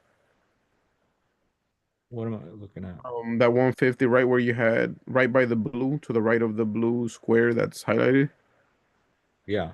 Like those two, I put those there myself. So I copy the function all the way at 4B, um, the column 4B. I copy it from there because those were blank, and then I put it individually. I don't know. That makes sense. Yeah. So yeah, the function is here. So I'm going to control C this and then I'm going to control V and then control V. Yeah. That's what you're supposed to do. So that's if that's what you did, that's the right thing to do. There's not much more to be able to do than that. Or maybe I'm not explaining it, but it's just If you physically show me that, you can hop in, bro, and I can see if you okay. hop in your computer. Hold on 1 second. I have it pulled up actually. I can actually I'll stop sharing my screen so I can see what you're doing. Okay.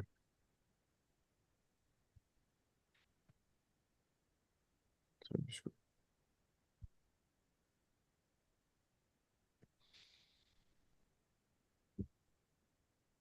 okay, so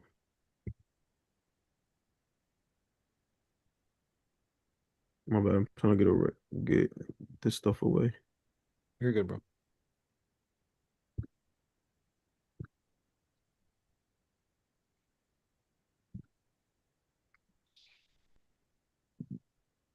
So for example, so I would copy the sum right here,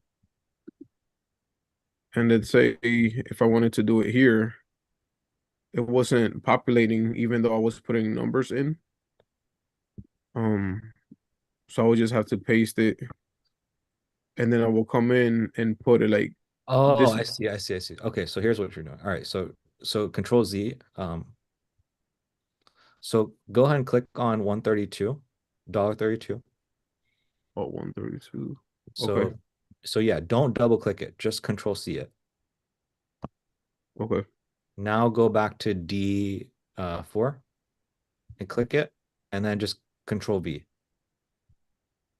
Now double click that. Now double click 127. See how it automatically changes from B to D? Got it. Okay. That's what it is. I'm doing it manually, so that's what I was trying to figure out. Yeah. So Um, so don't like so what you're doing is you double click and you highlight and then Control C. Don't do that. Just hover over, just click on the cell, Control C, Control V, and then automatically will do it. okay. Another question. Wasn't these supposed to automatically populate if I have like the price down here and then this already, or no? So I think it might be because you're adding these like columns in manually, like adding one to each left, and so it's not going to show up if you do it that way. All you have to do is just like go to C4 and then D4 and just hit Control V on both of those. C4. So the blue box, yeah, just click that and then just do Control V. And then to the right, Control V. And that's it. And so double click on that one more time. 127, you're going to see it says D. And then now go to the C one and then double click that one, and you're going to see it says C. Okay. And so now that it's there, if you, as long as you fill out the information, it's just going to automatically populate for you. Does Got it. that make sense? Yeah.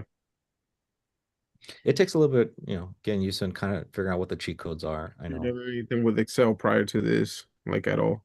Yeah, okay, gotcha. Yeah, you should see fucking Aman, bro. That dude's a fucking wizard with this shit, bro. He does like calculus on it. Great. Uh, yeah. But what else did you have on the Excel? I might have a friend help me out with some like he said like an AI dude help me out with make getting all of this stuff like automated. Okay. Yeah, that's again, that's the stuff that Aman knows how to do really well. But I think that it's possible to do some of that stuff, like automatically populate it. So yeah, if you figure that out, please let me know. Like if he can like help out, create a Loom video or some shit, that would be fucking great. For sure. Because I know it takes time, bro. I know it takes time. But if you get in the habit of it, bro, like I see people do it really fast as well. Um, but okay, let's look at your numbers really quick.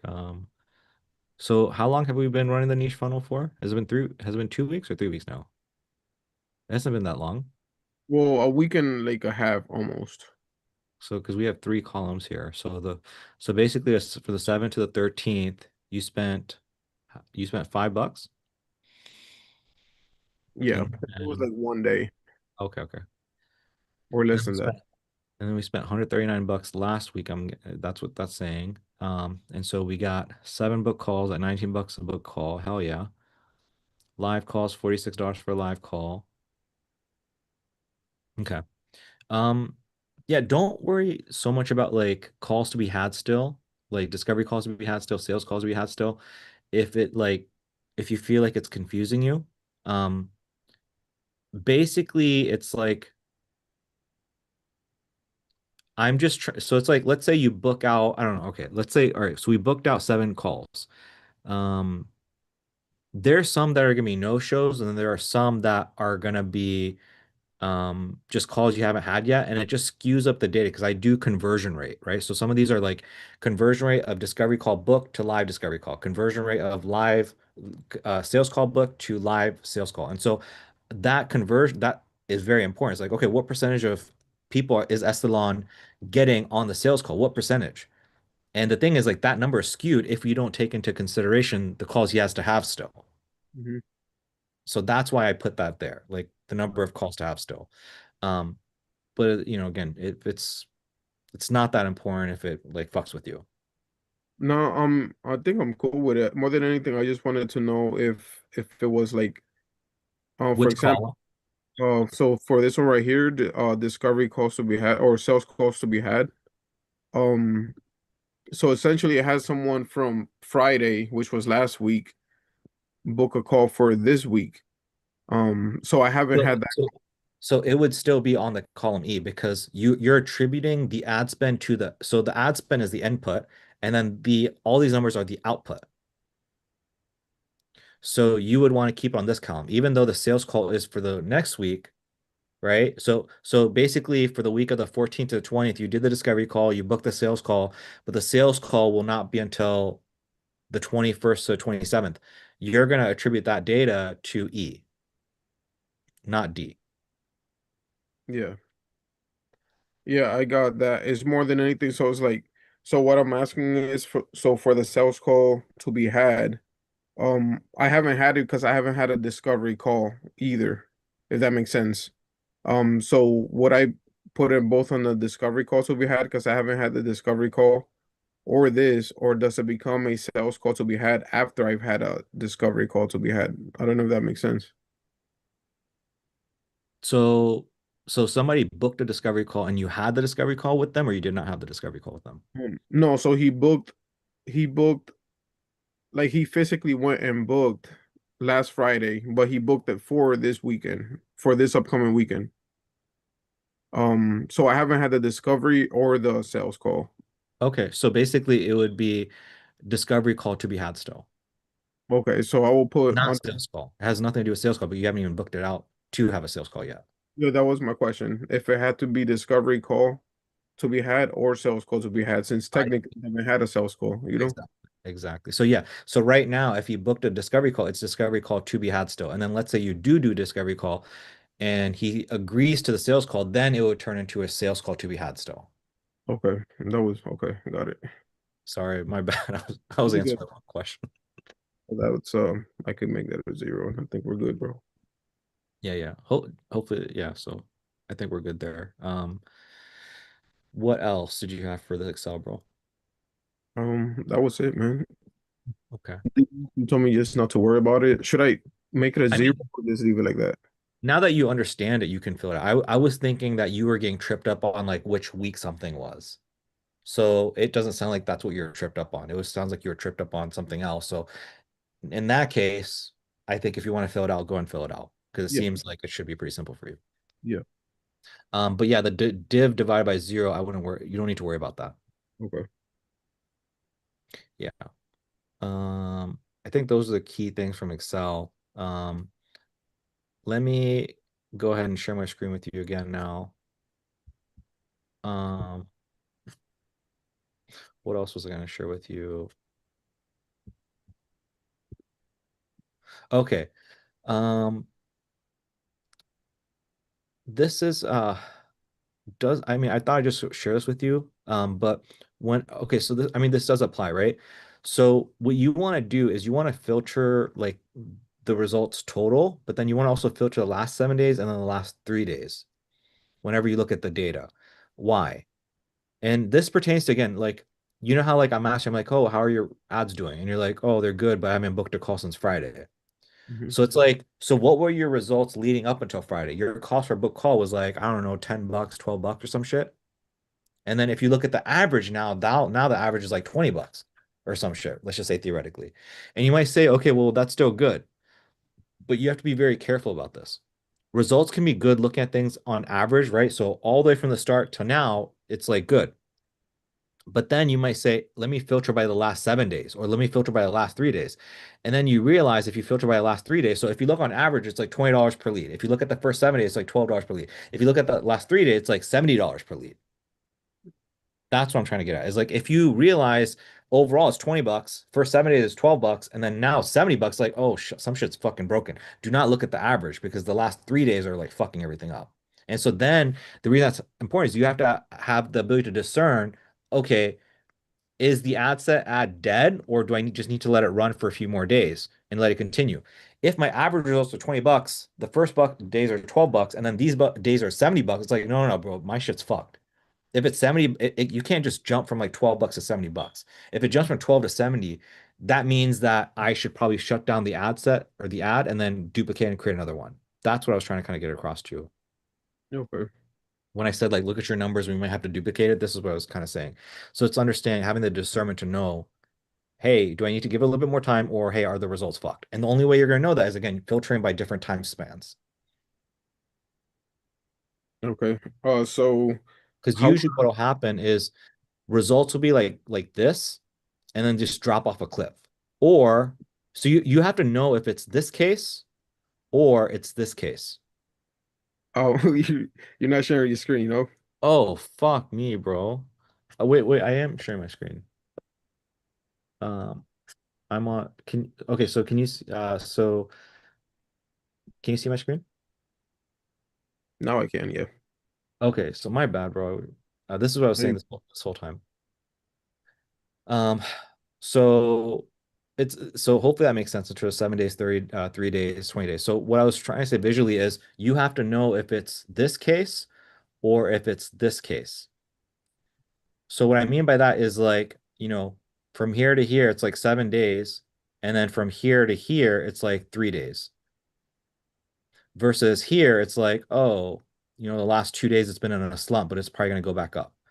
So is it this case or is it this case? If it's this case, you got to shut the shit down. If it's this case, you just let it rip for a little bit longer.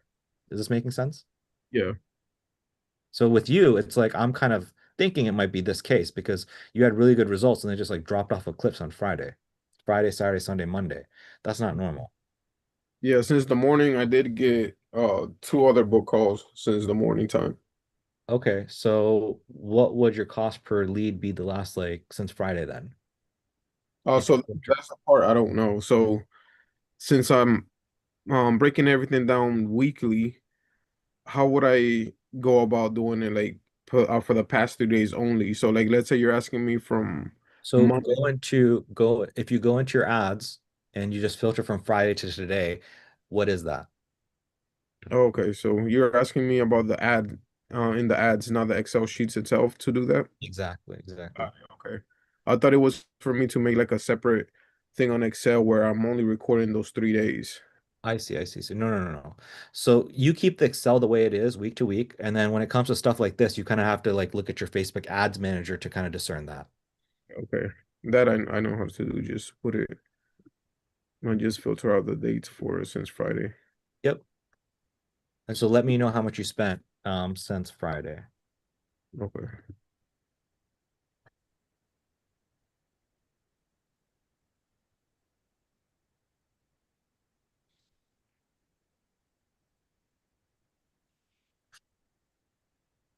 74.39 since Friday. So 74. 74.39, divide that by two, we're looking at $37 for a book call. So if we look at, so it's 30, so again, this kind of, or this, we can come in here and we can say, hey, on average, this week you were doing $19 for a book call. And so there's 19 versus 37. That's like a 2x difference. Yeah. So that still means like, okay, well, even though we got these two book calls, it's still a little bit expensive. Now, can we wait until tomorrow? And then let's say by tomorrow, the average goes down to like 20 bucks. Probably won't. It probably will be like 22 bucks. Then it's like, okay, that's fine. Is that making sense? Yeah. So it's like, so average is 19 bucks this week. And then if tomorrow you have some more book calls and it brings the average down to about 22, it's like, okay, fuck it, leave it. We don't fuck with the ad set. We just let it be. It's fine. We just had a few slow days the weekend, but then we're back to business. Got it. Cool. Good, good. What else, bro? Those are the key things that I saw that I wanted to go over with you, but what else, bro? I think since I had that mishap in the last funnel in terms of keeping up with the Excel sheet, I'm going through that learning curve now. Yeah. Um, so I want to do it daily and just check it daily and do all of that so that way I can kind of get in the habit of understanding it more and like know my numbers and stuff like that. So besides, I mean, just do it taking it day by day. That's pretty much all I can do. So I can learn the Excel. Yeah.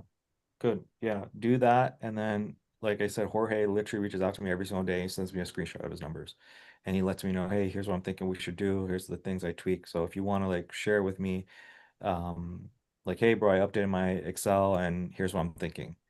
And if you want to take a screenshot of your ads manager and show me those numbers as well, like, hey, bro, hey, bro, when it comes to Excel, here's the numbers this week versus last week. Here's what I'm thinking.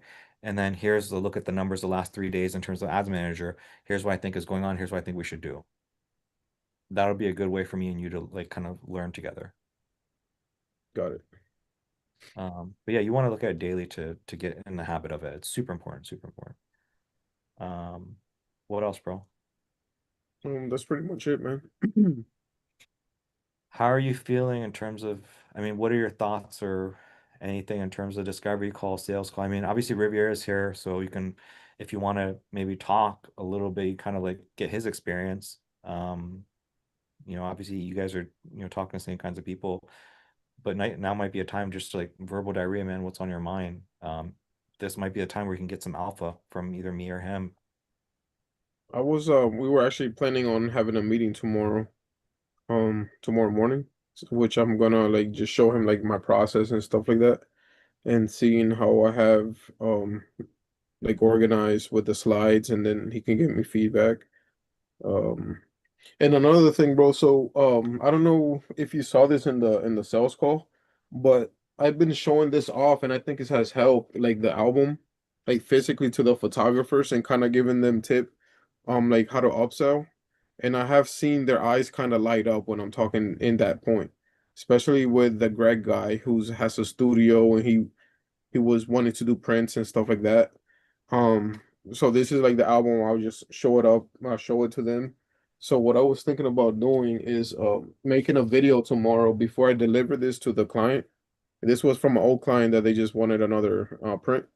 Um, so before I deliver it, I want to make a video just talking about like the upselling art of like mastering upsell so that way they can, like let's say how Cameron has like his course doing something like that, but more than anything, just specifically how to upsell after they do the photos.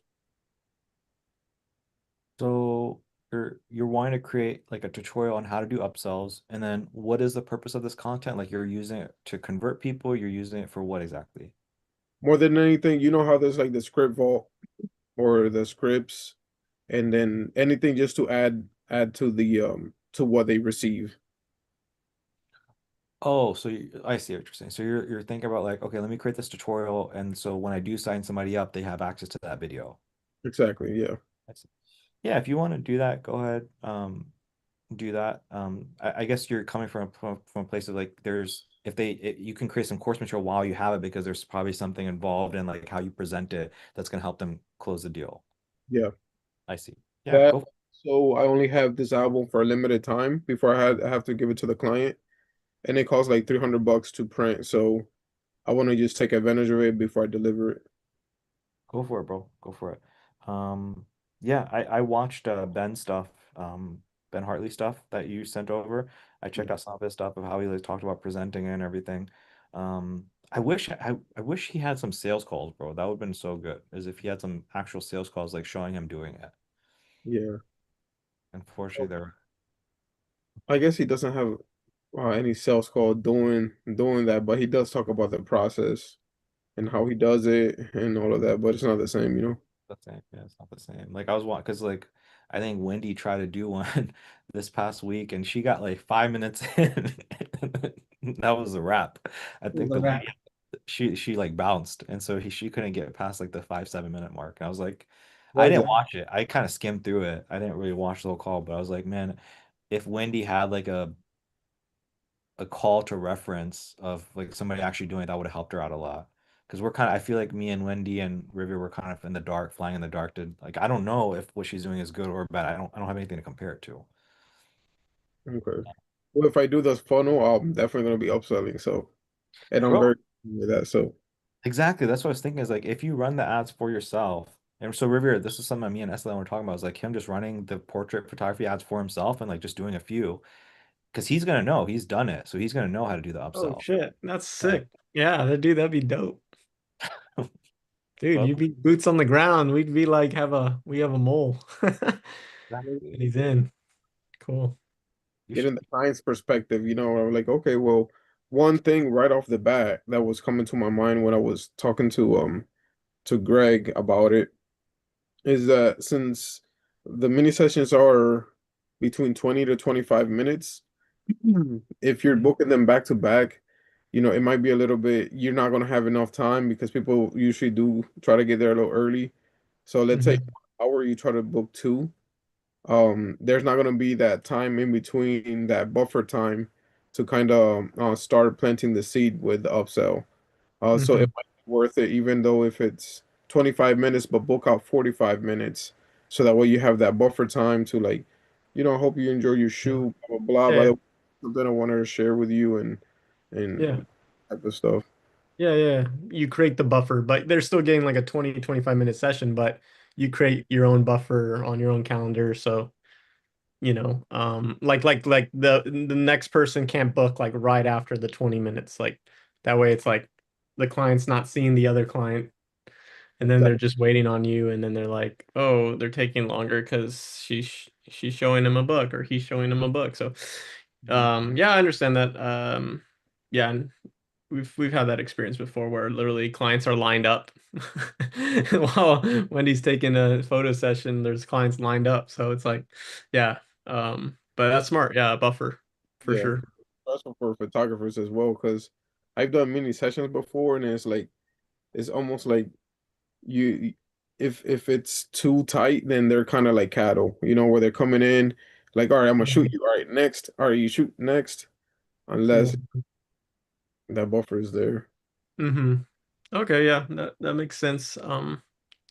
But yeah, and I think some leads are Wendy was concerned was just like, oh, it's just like a Christmas shoot, so it's super seasonal. So this is like a Christmas mini, and it's not like, a family heirloom where it's like something that's, multi-seasonal. So that was kind of her concern, but she got another one for, I don't know what date she told me she was going to present it, but this one is a 1-year-old's birthday party, so it might be a little more important. So I've noticed that it's like, some minis it's like ceremonious, some minis are just like some quick Christmas mini, but I think with the like maybe just a regular family shoot, and then that's kind of multi-seasonal, and then maybe with these first birthdays, like you're only one once, right? You're only 1-year-old once. So I think like leaning on that shit. Yeah, whatever we could do to get emotional buy-in. I see that's what Ben Hartley kind of tries, right? Because he does that whole perspective shift where he kind of mentions like, and just so you know, this isn't just a book. And he's kind of saying that to handle like possible objection because he knows like at that point they're probably just being like, oh, it's just a book. So he kind of Well, goes in there and says that before, but I just don't know the how issue is effective. the issue from what I saw, man, is the issue is not again, I don't know because I don't know what to compare to. You don't know good until you see good, and then you can compare good. Um, but I think the issue is actually before the sales call even happened. And the reason I say that is, you know, again, I watched like maybe like easier too, right? maybe 2 minutes of I know for sure this. Hello? Hi, good evening. Thanks for having me on. Yeah, I totally forgot right now. No, you're right. It's Friday. that. Like I knew 18 seconds in something was broken. So what is broken? Pop quiz. Are you saying like you're seeing it from Wendy or seeing it from the client's energy? Um, not not necessarily Wendy. There's something that happened that you didn't a big issue happened before the sales call even started. Replay it again. This is the client on the phone, just kind of moving around, or no? Hello? Hi, good evening. Thanks for having me on. Yeah, I totally forgot right now. No, you're right. It's Friday. It's Friday. It's Friday. So I just feel like people are kind of clocking out right now, getting ready for the holiday. Um, So I what is totally it? forgot. So Exactly. There you go. It's yeah. like, what did Estelon I did say? ask Wendy and she didn't text the day before. She texted like a couple hours before. So I think, and then she didn't do like another text. Like I tend to like to do a text a day before. And then obviously they respond. I'll reply to that the day of. And then that's a couple hours before. And then I'll do one more an hour before. So I don't think she's kind of flying off the It, seat of her pants a little bit. But it's that, but there's more to it. It's like, remember how Estelon said, and I got this from Ben's video as well, is, there's champagne and it's a fucking experience and all this shit, right? Mhm. They're going in there ready to they're going in ready to buy. Like they understand they're going in, they're gonna buy some shit, they're going for this whole experience, and it's like the more Ben does, the more they're blown away. Versus here, like she doesn't even fucking like remember, like, hey, am I even on a I freaking like she's not emotionally at a state of like even thinking about Yeah. buying shit or anything. So it's like does that make sense? Yeah. It's like you hop on a sales call with somebody. I remember at the very I remember early in my early years, I remember hopping on a sales call, talking to somebody, and then I get midway through and I get some objection. He's like, yeah, I didn't even know you're gonna sell me anything today. Like that it's like he was under the pressure, we are just chilling. And so it's the same. It's like she needs to be under the impression that, hey, we're gonna do this crazy thing and all this stuff, Mhm. and she needs to be excited for it. So it's like that is the issue. It's not necessarily even like the automated messages. It's like maybe Mhm. there's some content that needs to happen before this, Mhm. right? Maybe like there's like a video that they have to watch, which is like with like music and stuff. I don't know what the right answer is. All I know is she wasn't set up for this. Yeah. There's no way she was gonna win. Um, It was impossible. She wasn't prepared. She was not in the right mess. She didn't kn- the call wasn't framed correctly. So Mhm. I don't know. I don't think it's the automation. I don't think that's that. Like that definitely helps. But the issue is like what is said after the photo shoot and what happens before this. That's what I think the issue is. Mhm. I don't know. What are your thoughts, Estelan and Rivera?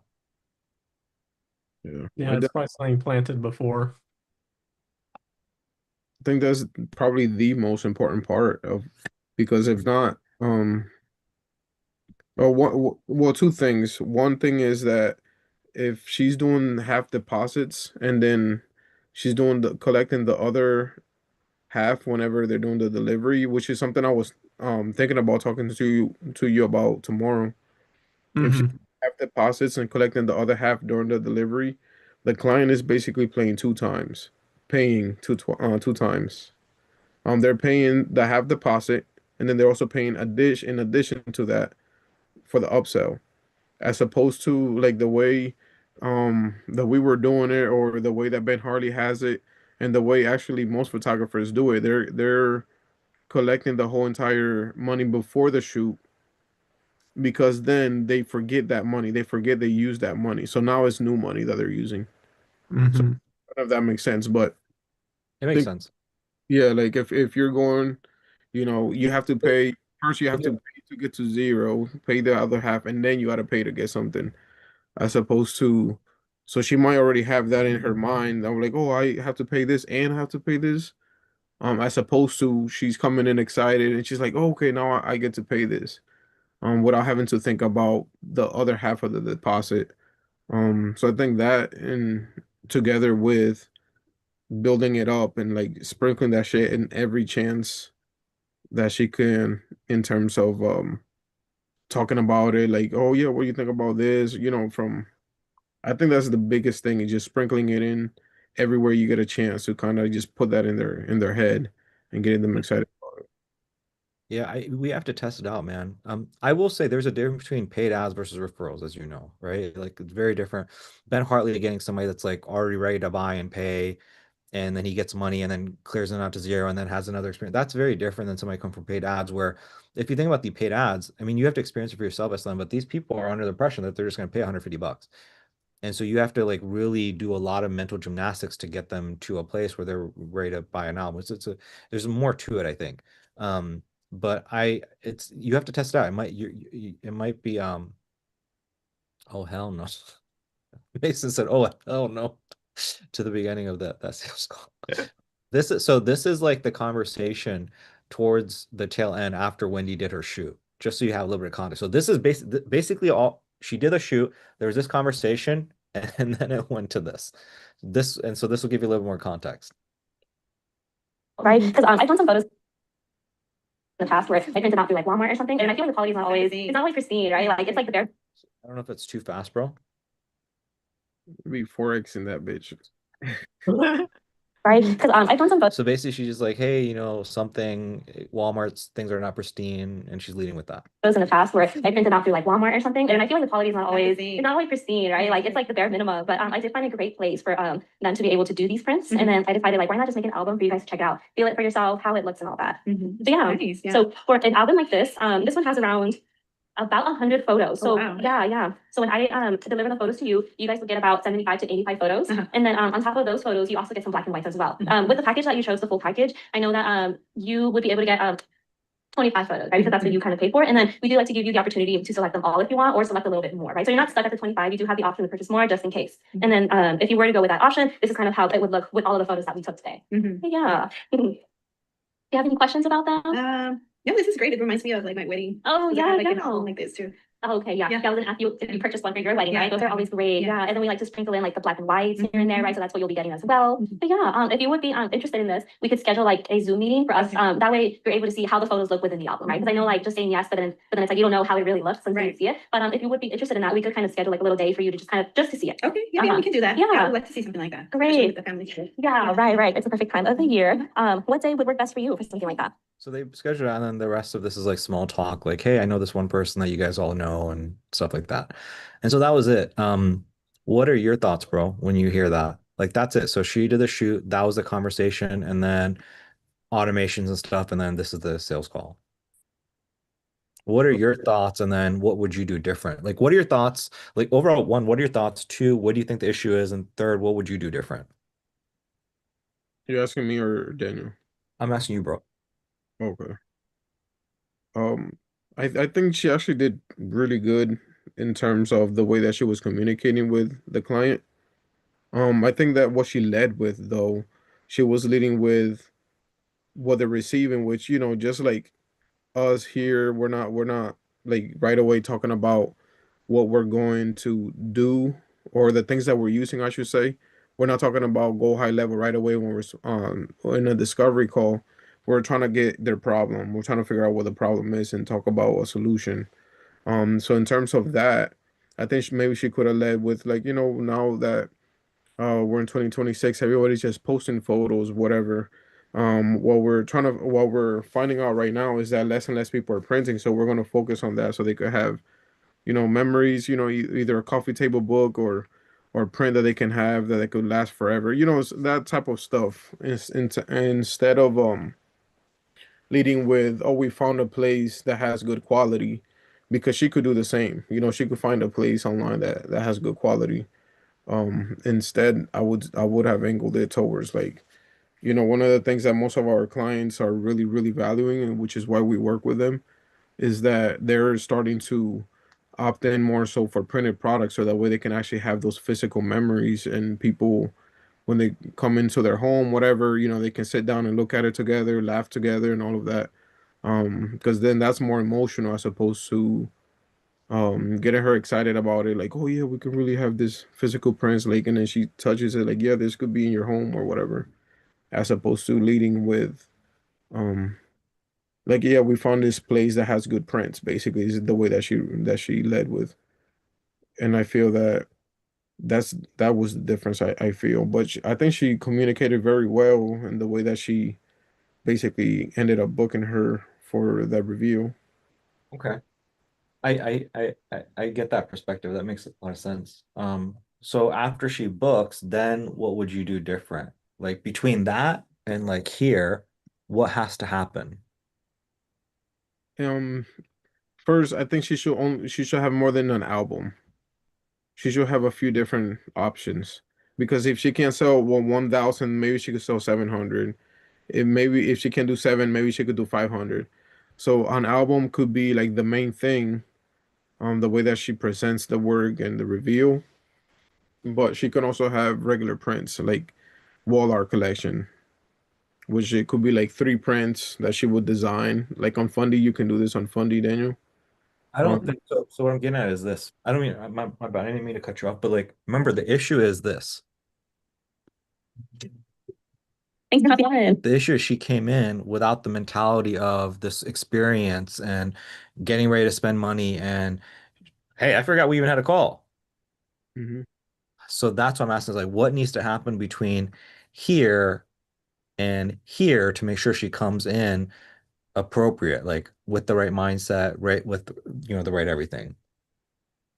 Um, in my opinion, two different things that I had in mind when you asked that. One was she can send, like, let's say she's preparing the slideshow with the album. She could send her like a video, just like how we might do, like, hey, just excited to talk to you later on today. But she's gonna talk about like, hey, I just finished designing this. I just really want you to see this, and then she like shows it or something like that. Just a little, like a little teaser. I Um, s- what else? What else were you thinking? Oh, so that teaser, and depending on who she's using, they have some really good ones that you can literally flip and it looks like a book. So you're like, hey, I just really want to show you this, something like that. I'm super excited to show you this, something like that. Um, I would say that's one. And which is the other one I was thinking about? So sending her a little video with a teaser. Oh, the other one is asking her like, hey, send me a photo of your favorite wall, or a wall that you think you have space for a photo. And then she could use that wall, which is personalized instead of being fully mock. She could use that wall, and like mock in one of the photos. That's something we used to do also, because now it's like more personal. It's like she's gonna see what it looks like. Yeah. Yeah, I saw that feature. You could actually do like, yeah, of course, there's like a feature in Funny Designer where you could literally have them you could put in your clients whatever photo of the wall they sent you, and then you can actually like create wall art with the photos, and you could kind of pre-make that before they even jump on a demo. Of course, I know what the thing is like I don't think Wendy even had a shot to get to that point of showing wall art, right? So I think just getting that conversion and that their mind kind of ready and kind of malleable to being sold. Um, but yeah, I think yeah, something maybe when you say teaser, I think immediately like because there is a slideshow teaser and things like that that obviously you want to save a little bit for the demo and have them see the full thing, but maybe the teaser is her on a Loom video and she kind of like presses play on it and it only goes through like 2 pages and then she presses pause and this says can't wait to show you or something. At least that's what goes in my mind to still have a teaser. But at the same time, when she gets to demo, she can still have that full experience with the slideshow. But Yeah. but that's just kind of what's going. Yeah, the Yeah. two big things I'm seeing is I think, so Riviera for you and Wendy, to test out, and obviously probably Wendy can, listen to this part and maybe she'll have her own thoughts. But I really like what Weston said in terms of like, changing, that messaging at the very end of the shoot where you kind of sell more on like, hey, this is a forever thing and I'm seeing more people, wanting to do this thing. And then I don't know when they would need to see that content of like what's being built out for them. Is that the day before? Is that 24 hours before? Is that 7 days before? But I do think that would help so that people are not like in this mindset of like, oh, I forgot about this thing and like I think that would help out tremendously. And I really like that idea of, setting a customized video. Um, I don't know if a Loom video is better. I don't know if showing your face. I kind of feel like showing your face is good, like showing your face. I'm so excited. Look, I don't want to give away too much, but I'll show you the first 2 pages. These are some of my favorite photos, actually, by the way. And then you have like 2 of the photos. All right, that's it. That's all you get for now. Kind of being like teasing a little bit. It's like, okay, so I'm super excited. I'll see you on Tuesday. Also, if you want to bring the husband, if you want to bring the kiddo, it'd be a great experience. Like usually we all like jam out together. And so now you're kind of setting the frame. Like usually whenever you have a VSL and the thank you it says, hey, make sure you show up in a, don't be in a car, no music, take someone, take notes on, blah, blah, blah. So we're setting the frame. So we kind of use that video to set the frame of like bring family, da da da. This is what's gonna happen. I'm super excited. Um, yeah, those are some things that could be helpful, I think. And then obviously in terms of like what this whole thing, we have to like test this out, figure out what needs to be said and done. Obviously, Ben's given us information, and we can see SLN kind of do a few. If you wanted to, I'm guessing SLN, you want to do a few, this would be great. Like, boots to the ground, testing out yourself. I'm rambling at this point, but yeah. What else are you thinking, SLN? Anything else top of mind that you think could be tweaked in terms of the process? Something because since she's not doing it in a studio, people aren't coming to her. Anytime I did the Zoom call, what I would tell them is like, hey, normally I have people come into my studio, I have champagne and got some snacks, but since we're gonna do it over call, I mean, feel free to do that yourself. So while basically letting them know, get comfortable, you know. So like go ahead and get yourself pour you guys again, this is for weddings, but pour you guys a glass of champagne, get some snacks.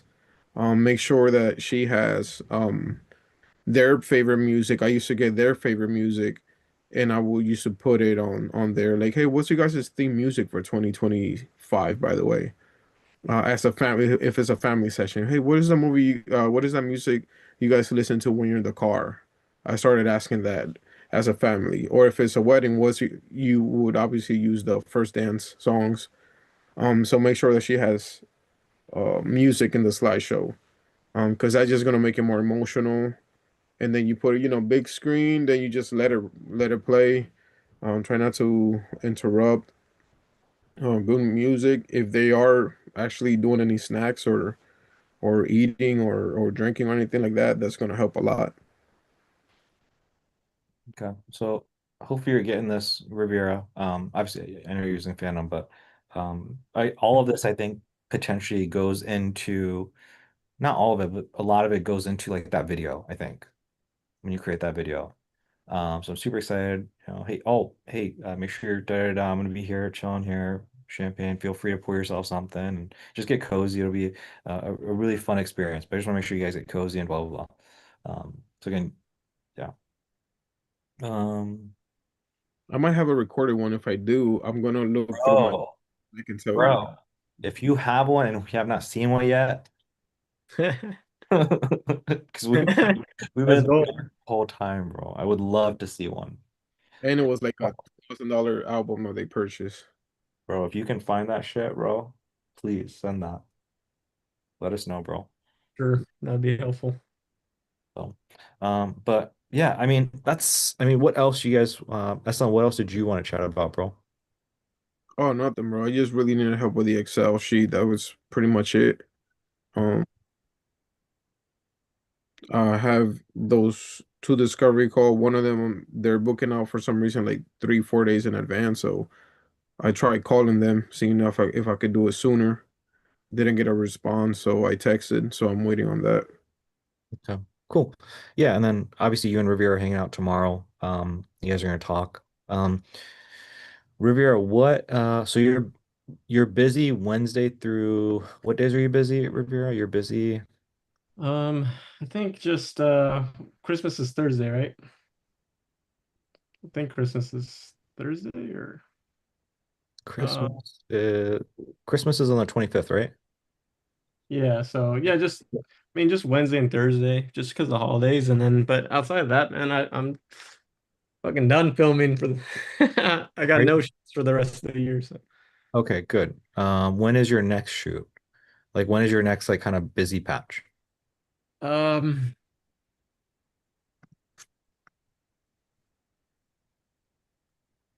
um not really till late January.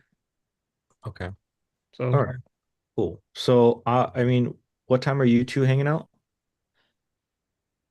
I don't know if we discussed the time yet. I think we just said, I think Esto just said possibly morning, but I know he's 3 hours ahead. So I was just like, I think I sent him like 11:30 or something. I gotta check. Yeah, 11:30 works. 11:30 my time, and then whatever time for you. Yeah, that'll be like 8:30 for me. So that works. Yeah. Okay. Cool. In that case, I mean, um I'm gonna just run through the stuff, Riviera, that you sent me because I haven't had a chance to run through it yet, and it might answer a lot of my questions. But then I'll hit you up and we'll find probably some time to chat tomorrow since you'll have, you know, um, Wednesday, Thursday with the family. I don't want to get in the way of that. But I do want to get the stuff launched like ASAP. Like I want to be on calls like yesterday. I want to help you guys out. I want to help you guys out with the process. Um, so Yeah, I mean, yeah, I cleaned up my CRM for you. So, okay, um, cool, cool. Yeah, I mean, again, I kind of plant a seed by like sharing with you kind of like the big vision and stuff, Rivera. But like hopefully, I told you I see a lot of potential in this, man. Like the only missing pieces like that portrait, the album stuff, and after that, I just think there's so much opportunity here. And I want to be, at first I was kind of like, behind the scene as a general, kind of just marching orders to you and Estelan and say, hey guys, do this. But like, I think it'd be a lot faster if I just come in and just like start building shit and fucking shit up myself. And from there, I can be like, hey, here's what's worked for me. Here's what I'm figuring out. And I think we'd all just kind of grow faster. Um, Aside from that, so I just want to share that with you. And I'll talk to you more about like future plans and stuff and where I think see things going, Riviera. Um, but yeah, I'll just hit you up sometime tomorrow, and then we'll figure out a time to hop on. And I want to just kind of get things built out as soon as possible, like I said, so I can like hop on calls, and get data for you guys. But that's all I had. I mean, Riviera, what did you want to specific? I was gonna honestly spend about a solid hour here just going through a bunch of stuff. But mm, again, I want to go through the stuff myself, and then I'll reach back out to you. Um, I mean, that's th- probably best. Yeah, I just went off because I was like, well, if he's asking for all these things, I'm gonna make sure I flesh it out fully. So yeah, hopefully, and then obviously, if there's any questions you have after, I'm more than happy to help. yeah. Do we have in here like how to run the ads to get portrait photography sessions? Did you send that? Yeah, Okay. yeah. Same thing I sent Esto, so that way he could launch his stuff. I think you sent him ads to get calls with photographers. I sent him both. So I sent Okay. him clients to get their sessions, and then for also me to get photographers. Awesome. Awesome. I think Cool. I may have just sent you in this sequence of messages just the because you only asked for the photography clients. Yeah, yeah. So that's what I sent for that. But if you want to see my process on how to get photographers, let me know and I can send that video too. Okay, cool. Um, yeah, I think I'm good. Anything else you guys want to go over? That's pretty much it. I mean, my ads are a little slowed down. I think I checked my last 3 days because you guys were talking about Friday to Monday, and then my shit was like $70. So I'm like, ah. But it's like it was rocking at like $12 a lead consistent, and then it just closer it got to Christmas. I don't know if it could be just a holiday thing, but it did kind of slow down. So I don't know if it's just a Christmas thing, but yeah, so I don't know there, but I mean, I've gotten to a rut before where it jumped up like that, and I just did some small tweaks, and then I got it back to 12. So I think it's just a matter of making small tweaks until I find that winning that run track. So not too worried about that. But I just launched a new campaign. It's only spent $16. The cost per click's like a little doubled, so it's not like $1.50 or $2 anymore. It's like 4, and it hasn't caught a lead yet, so I'm still kind of like keeping an eye on it. But yeah, I'm just trying to just out of curiosity, Esto, what was the ad that's working for you? I'm only Uh, doing so the one that the one winner. Yeah, yeah. Yeah, I only had one that was really working, so that's the one I sent. Okay. Like the 80s theme one. Or like it was like a yeah. Okay. Makes Yeah. sense. Yeah, that one kind of slowed down for me, but yeah, I think I might go in Canva and just make a shit ton of backgrounds again, maybe based off that type of artwork. Yeah.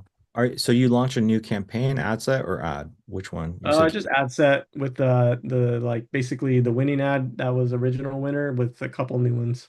oh, okay, okay. Because you said campaign, so I was like, no, no, no, I'm pretty sure you meant ad set. Yeah, Um, yeah. okay, cool, cool. Yeah, we'll just, you guys do your thing tomorrow. Estelle, let me know, or Rivera, let me know based off that conversation if you guys need anything from me, but you guys are probably good on your own.